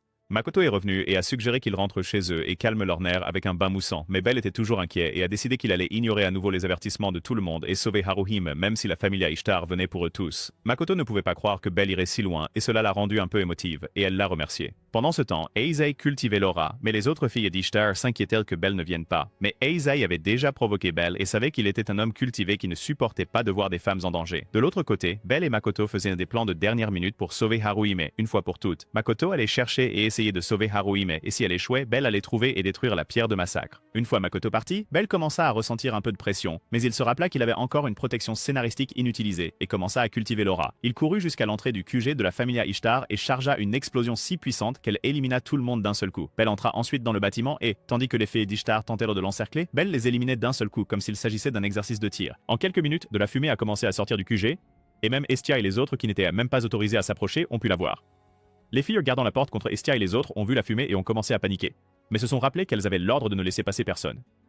Malheureusement pour elle, au même moment, Uka s'est souvenu de l'égalité des droits, égalité des combats, et a jeté l'une des filles à l'arrière comme si elle était un poids-plume. Et pendant ce temps, Belle continuait à courir autour du manoir en neutralisant les filles d'un seul coup avec sa magie de feu. Dehors, Makoto se cachait autour du bâtiment en essayant de trouver Haruhime. Elle s'approcha discrètement d'une des filles qui avait été laissée seule, et lui demanda de lui dire où se trouvait Haruhime à ce moment-là. Après un moment de réflexion, elle a réalisé que ne pas être envoyée au rôle était peut-être une option plus intelligente. Alors elle a dit à Makoto que Haruhime était au jardin suspendu mais a fini par être assommée après. Pendant ce temps, Madame Grenouille-Frein est entrée dans les jardins suspendus pour informer Aizai et les autres que Belle était effectivement revenue. Haruhime a essayé de partir mais ils l'ont fait rasseoir pendant que Frein appelait Aizai pour qu'ils puissent faire la fête et attaquer Belle ensemble. Ailleurs dans le bâtiment, Belle avait beaucoup de femmes après lui, mais pas de la manière qu'il souhaitait, et il a quand même décidé qu'il ne les avait pas encore assez énervées. Il a réussi à créer une explosion et à sauter hors de la fumée jusqu'au rez-de-chaussée. Il pensait être hors de danger jusqu'à ce que la dame Grenouille-Frein commence à lui lancer des haches géantes, mais il a réussi à en esquiver quelques-unes et à essayer d'utiliser sa magie de feu. Mais Frein l'a balayé comme si c'était une mouche. Frein a donné un coup de pied à Belle à travers une porte, directement dans les bras de toutes les femmes avides qui le voulaient pour elle seule. Belle savait déjà qu'il était cuit et commença à réfléchir à comment s'en sortir, mais de manière inattendue, Lady Ishtar elle-même est descendue et a dit à toutes ses filles de partir. Frein ne pouvait pas croire qu'elle leur dit de partir juste au moment où les choses devenaient intéressantes. Mais même les femmes grenouilles géantes ont des personnes auxquelles elles ne pouvaient pas tenir tête. Lady Ishtar regarda Belle comme un morceau de viande rare et demanda s'il s'était attaché à l'une des femmes présentes. Mais Belle, agissant comme un vierge typique, ne put dire un mot. Il n'était pas intéressé à parler des femmes, et quand il a exigé de savoir pourquoi Haruhime allait être définitivement banni du serveur, Ishtar a ri et lui a dit qu'elle était trop puissante. Donc si tout le monde dans la familia pouvait aussi devenir puissant, il mettrait facilement la familia Freya en difficulté. Elle a ajouté que la seule raison pour laquelle elle détestait Freya était que Freya continuait à lui voler tous ses petits amis alors qu'elle était clairement plus jolie qu'elle. Belle ne comprenait pas ce que son problème avait à voir avec le fait qu'Haruhime soit instructrice de fitness, mais elle expliqua qu'un peu d'activité légère n'était pas mauvais pour la santé. Ces bavardages traversaient simplement le cerveau de Belle jusqu'à ce qu'un des jouets d'Ishtar arrive par derrière et le fasse tomber au sol. Quand Ishtar a enlevé ses vêtements, Belle savait qu'il allait être super cuit. Pendant ce temps, Freya savourait un verre de vin quand un de ses enfants lui a parlé d'une équipe de frappe de PNJ prête à attaquer. Cependant, en même temps, il y avait un tas d'aventuriers postés à l'extérieur du manoir de la Familia Ishtar comme si c'était la fin du monde. À l'intérieur, Belle n'était toujours pas tombée sous le charme d'Ishtar, alors ils ont vérifié son statut de force et ont découvert qu'il était tellement puissant qu'il ne pouvait pas succomber à des charmes d'amour bon marché. Belle a essayé de s'enfuir mais Ishtar s'est énervé et a envoyé ses sbires après lui. Pendant ce temps, Mikoto est apparue et a envoyé deux filles qui étaient censées surveiller Haruhime dans l'au-delà. Quand elle a informé Haruhime qu'elle et Belle étaient venues la sauver, Haruhime ne pensait pas qu'elle en valait la peine et a supplié Mikoto de l'oublier. Mikoto a quand même essayé de convaincre Haruhime qu'elle en valait la peine et que Belle ferait tout pour qu'elle s'échappe. Mais Haruhime a commencé à pleurer à propos du fait qu'elle avait abandonné son corps juste pour des séances d'entraînement. Pendant qu'ils se disputaient, d'autres PNJ sont arrivés comme des cafards et ont attaqué Mikoto, donc elle a dû s'échapper et envoyer le signal pour avertir Belle qu'elle ne pouvait pas sauver Haruhime. Quand le moment du rituel est arrivé, les filles les plus loyales d'Ishtar étaient sur le point de sacrifier Haruhime. L'une des filles a attaché la pierre de massacre à un poignard et s'est préparée pour le rituel. Juste au moment où elles allaient passer à l'acte, Mikoto est apparue et n'allait pas se laisser faire sans se battre. L'aventurière qui voulait commencer le rituel a supplié d'avoir la permission de se battre et a presque immédiatement attaqué Mikoto, lançant des coups de poing comme si elle était le Mike Tyson de la grande époque. Elle a assommé Mikoto et était sur le point de l'achever quand Freen a découvert que Belle s'était échappée et a commencé à le narguer. Mikoto, n'ayant pas d'autre choix, a enlacé la wannabe Mike Tyson et s'est autodétruite, assommant la moitié des filles avec elle. À ce moment-là, ils étaient sur le point d'accélérer le processus pour poignarder Haruhime, mais Belle est arrivée juste à temps et a brisé la pierre de sacrifice. Tard dans la nuit, Ishtar regardait avec stupeur le quartier rouge se faire détruire. À ce moment-là, son assistant constate à l'évidence qu'ils étaient attaqués. Mais ce qu'Ishtar ne pouvait pas croire, c'était que les personnes qui l'attaquaient faisaient partie de la Familia de Freya. Freya dit à Attar de ne pas s'inquiéter pour elle, et ordonna aux membres restants de la Familia de Freya de s'en tenir au plan et de dévaster la Familia Ranger de la fille. De retour sur le lieu du rituel, à la fois la pierre de sacrifice et l'épée ont disparu comme la vie amoureuse de Belle, ce qui a rendu Freya furieuse. Tandis que Farhan essayait de gronder Belle, certaines des filles ont remarqué qu'il y avait du feu dans le quartier des plaisirs, et que ce n'était pas à cause des feux d'artifice. Pendant que tout cela se passait, Belle a dit à Harutahime qu'il se moquait de ce que disaient les autres, et que le héros qu'il voulait être ne laisserait pas de jolies filles s'être sacrifiées. Plutôt que de l'attaquer, Freen laissa Belle terminer son discours de motivation juste avant qu'Harutahime ne la mette en mode combat. Freen mit Belle KO assez facilement, tandis qu'Harutahime commençait à chanter, se préparant à rendre la princesse grenouille encore plus puissante. Mais au lieu de Farhan, Harutahime accumula son énergie et rendit Belle encore plus puissant qu'il ne l'était auparavant. Cela fit s'effondrer Freen qui repoussa Harutahime comme une mouche pour avoir trahi sa famille aimante. Belle, maintenant plus fort, décida qu'il était enfin temps d'humilier le crapaud géant, alors il se lança sur elle. Pendant ce temps, les autres filles d'Ishtar ne comprenaient pas ce qui se passait dans le quartier rouge. Alors Aisha leur a dit de se préparer au pire, car elles allaient probablement être attaquées par la Familia Freya. Mais sans la pierre de massacre, elles allaient littéralement se faire écraser par chaque membre de la Familia Freya. Quand elles ont demandé ce qu'elle allait faire, Aisha a dit qu'elle allait juste se détendre là et attendre un ami. Pendant ce temps, Attar et certains membres de la Familia Freya qui essayèrent de trouver Ishtar ont dit à Attar qu'ils étaient jaloux de l'amour que Belle recevait de Freya, alors ils ont prévu de l'ignorer. Attar ne s'en souciait pas vraiment, car il remarqua quelqu'un dans les buissons. Alors il versa une sauce de guérison secrète sur eux, et il s'avéra que c'était Mikoto. Ailleurs, Estia Familia et Take Familia marchaient dans les couloirs presque vides du manoir de la Familia Ishtar, et furent soudainement attaqués par un aventurier PNJ. L'NPC s'est bien battu, mais comme il n'avait pas de protection scénaristique, il a été battu par un combattant aléatoire de la Freya Familia. Cela a confirmé l'hypothèse de Estia et Take selon laquelle Freya avait définitivement commencé à attaquer la Ishtar Familia. Mais comme cela n'avait vraiment rien à voir avec Belle et Mikoto, leur objectif restait le même. Pendant ce temps, Belle se battait toujours avec Freen, mais il semblait perdre. Après un autre coup de Freen, le cerveau de Belle a fait un reset et il a décidé d'y aller à fond avec une épée. Il a commencé à échanger coup pour coup avec Freen et a même marqué son visage. Et quand elle s'est écrasée et a brisé le sol, Belle a saisi l'occasion pour la faire tomber à travers les mêmes fissures qu'elle avait créées. Juste au moment où il poussait un soupir de soulagement, Aisha est apparue prête pour le deuxième round. Cependant, le pauvre gars n'avait plus d'énergie. Quelque part dans le bâtiment, Freen a réussi à survivre et est sortie des décombres, mais elle n'a pas aimé ce qu'elle a vu car la majeure partie du quartier des plaisirs était déjà en cendres à ce moment-là.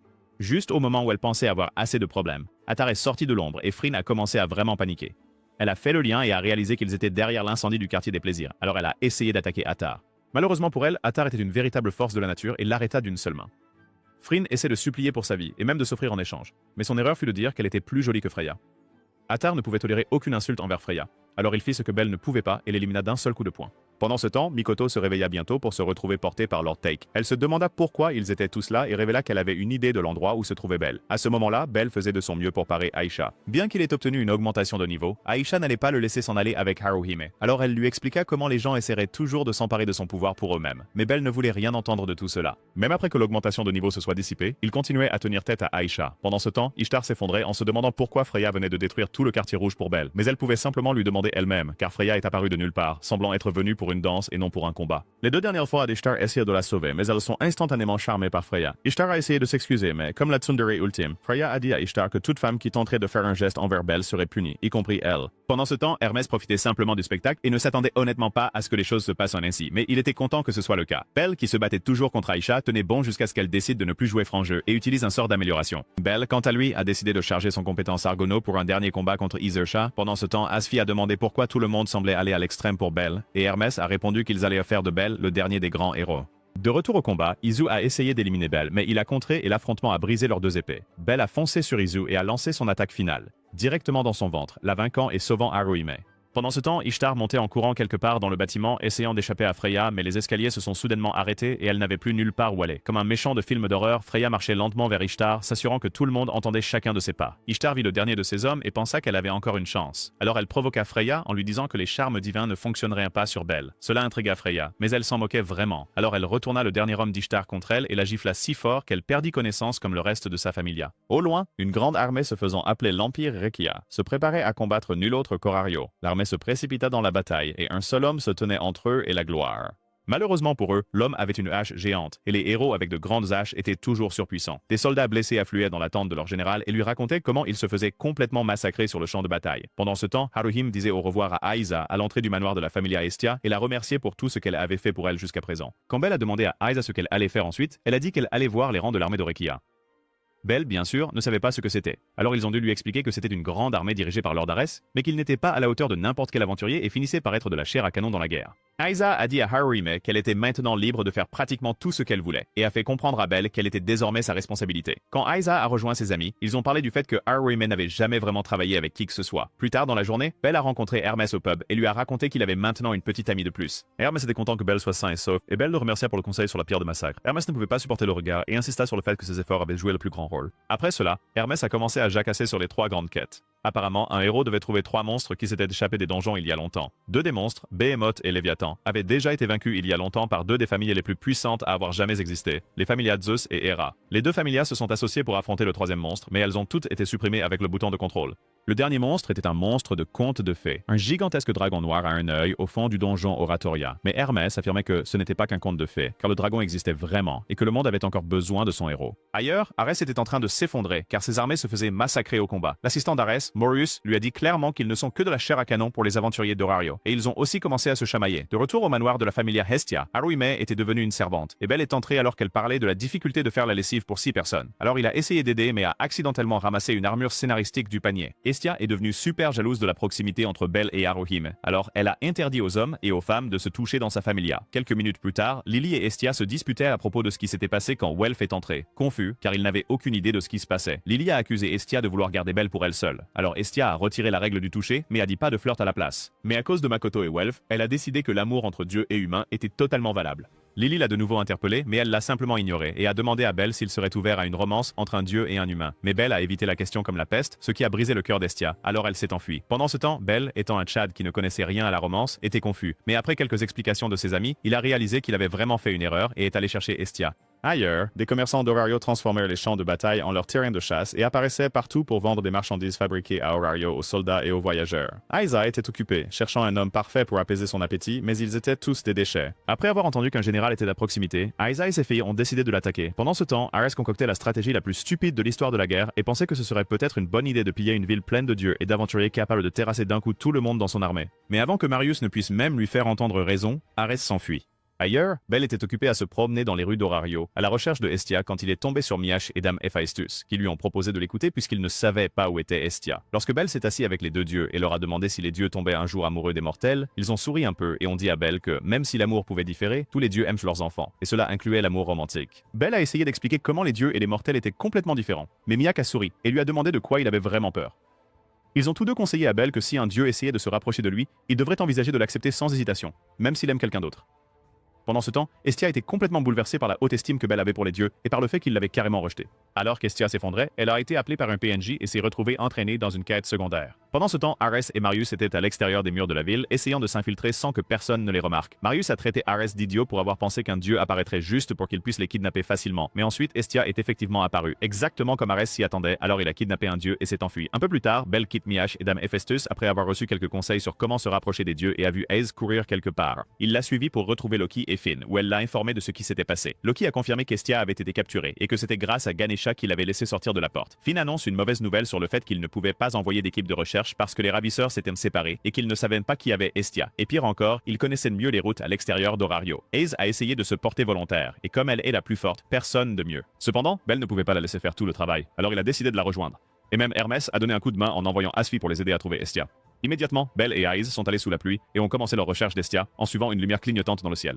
Après un certain temps, ils ont rattrapé Ares et ses hommes et se sont préparés pour la bataille. Et Asfi s'est alors révélé être celle qui tenait la lanterne pour les guider dans le ciel. Ares pensait pouvoir affronter Ace.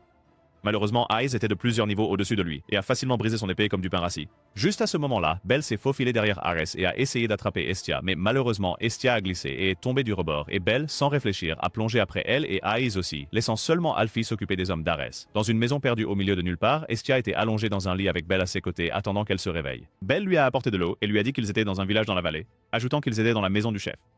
Apparemment, avant qu'il ne passe l'arme à gauche, Ace est intervenu et les a sauvés. Bientôt, le chef qui ressemblait à un grand-père sur le point de casser sa pipe est venu voir Hestia. Hestia lui a demandé de les laisser rester un peu plus longtemps dans le village, et il est allé plus loin en offrant sa fille, Rina, en hommage. Plus tard dans la nuit, après que Hestia soit retournée au lit, Ace est revenue de sa reconnaissance trempée, mais avec la nouvelle qu'elle n'avait vu ni l'armée de Rekia, ni Asfi. Belle, se sentant un peu agitée, a demandé à Ace de leur permettre de rester un peu plus longtemps dans la maison. Pendant ce temps, Grandpa Calme, le chef du village, regardait un vieil emblème quand il a failli appuyer sur son bouton de réinitialisation juste en toussant, alors Rina s'est précipitée pour le sauver à temps. Le vieil homme calme a réussi à convaincre sa fille qu'il allait bien, qu'elle devait aller dormir et vérifier Hestia, puis il est retourné à l'emblème qu'il regardait auparavant. Le lendemain est vite arrivé, et Belle nourrissait Hestia malade, ce qui la rendait très heureuse. Rina est entrée et a informé Belle et Hestia d'un festival qu'ils organisent plus tard dans la journée. Alors Hestia a dit à Belle de sortir et d'être de la main-d'œuvre gratuite pendant un moment. Pendant que Belle sortait, il a vu Ace dans une tenue suspecte et a eu du mal à se contrôler. Mais elle a décidé de le rejoindre dehors pendant qu'il aidait les villageois. Après avoir soulevé quelques bûches avec les villageois, Belle se promena et finit par voir l'écaille du dragon noir dans un petit sanctuaire. Il se souvint instantanément de sa discussion avec Hermès sur les 3 grandes quêtes et comment le dragon noir était la dernière. Les villageois expliquèrent à Belle comment ils vénèrent les écailles du dragon noir puisqu'elles effrayaient les monstres et promirent qu'ils ne faisaient pas partie d'une secte. Juste à ce moment-là, Belle vit Ace dans un coin, fixant l'une des écailles avec mépris, car elle avait manifestement eu de mauvaises expériences avec elle par le passé. Quand Belle retourna à la maison, il trouva Monsieur Calme se comportant de manière très peu civilisée et regardant Hestia pendant son sommeil. Malheureusement, Belle ne s'en prenait pas aux personnes âgées, alors il décida d'écouter ce que le vieux bonhomme avait à dire. Monsieur Calme a ensuite expliqué comment il était amoureux d'une déesse, mais qu'il était trop faible pour la protéger. Alors, quand ils ont été acculés, elle s'est sacrifiée pour le protéger, et il n'a rien pu faire. Il a survécu à tout cela, mais sa déesse amante a été renvoyée au ciel, et il ne pouvait pas simplement jeter la vie qu'elle s'était battue pour sauver en appuyant sur son bouton de réinitialisation et en la rejoignant là-bas. Il a ajouté que Rina n'était pas sa fille biologique et qu'il l'avait adoptée du village. Monsieur Calme a essayé de donner plus de conseils à Belle, mais il a commencé à tousser comme une vieille Toyota cabossée, et a supplié Belle de prendre soin de Hestia pour ne pas avoir les mêmes regrets que lui. Pendant ce temps, Hestia commençait à aller mieux, mais elle voulait continuer à faire semblant d'être malade pour que Belle puisse la dorloter davantage. Quand Ace est entré dans la pièce pour apporter le dîner à Hestia, Hestia l'a interrogée pour savoir ce qu'elle ressentait vraiment pour Belle, mais Ace l'a simplement traité de lapin et Hestia ne pouvait pas être plus heureuse. Plus tard dans la nuit, Belle, Hestia et Ace ont décidé de sortir et de profiter du festival du village, alors ils s'y sont tous promenés. Une fois qu'Hestia est arrivée, les villageois ont commencé quelque chose appelé la danse de la prospérité, et les gars utilisent la danse comme un moyen non officiel de demander à leur coup de cœur de sortir avec eux. Hestia a vu cela comme l'occasion parfaite pour enfin obtenir Belle, alors elle lui a fait demander une danse. Alors que Belle dansait avec Hestia, il ne pouvait s'empêcher de penser à la conversation. Les sessions qu'il avait eues avec Miak, Héphaïstos et Monsieur Calme. Juste au moment où il réfléchissait, Rina est arrivée en courant avec de mauvaises nouvelles concernant grand-père Calme. Immédiatement, tout le monde s'est précipité pour voir le vieux bonhomme, et Hestia lui a tenu la main alors qu'il se dirigeait vers le royaume des ombres. Calme lui a demandé s'il reverrait un jour Lady Brigid, la déesse dont il était tombé amoureux, et Hestia lui a promis que Brigid n'aimait pas abandonner et qu'elle le retrouverait. Après l'avoir réconforté, Calme a eu une vision de Brigid et s'est déconnecté définitivement du serveur, rendant tout le monde dans le village très ému et en larmes. Plus tard dans la nuit, Belle est allée dans la forêt pour prendre un peu d'air frais et Hestia est venue le rejoindre. Belle a dit à Hestia qu'il ne pouvait pas supporter l'idée de la perdre, mais Hestia lui a promis que peu importe ce qui arriverait, même s'il devenait vieux et ridé, elle serait toujours avec lui et qu'elle ne le quitterait jamais. Cela l'a fait pleurer. Alors Hestia a essayé de le réconforter en posant sa tête sur ses statistiques de poitrine 2X avec Arata, les regardant en arrière-plan. Le lendemain, ils quittent le village et retournent à Horario où Hestia, comme d'habitude, est devenue jalouse d'Ace qui voulait revenir au village un jour avec Belle. Quand ils sont revenus à Horario, tout le monde est retourné dans sa familia et Ares a été attrapé aussi. Pensez-vous qu'Hestia a une chance avec un aimant à joues comme Belle et qu'elle pourrait oublier Ace? Laissez un commentaire. Et n'oubliez pas de regarder cette vidéo si vous aimez les résumés comme celui-ci.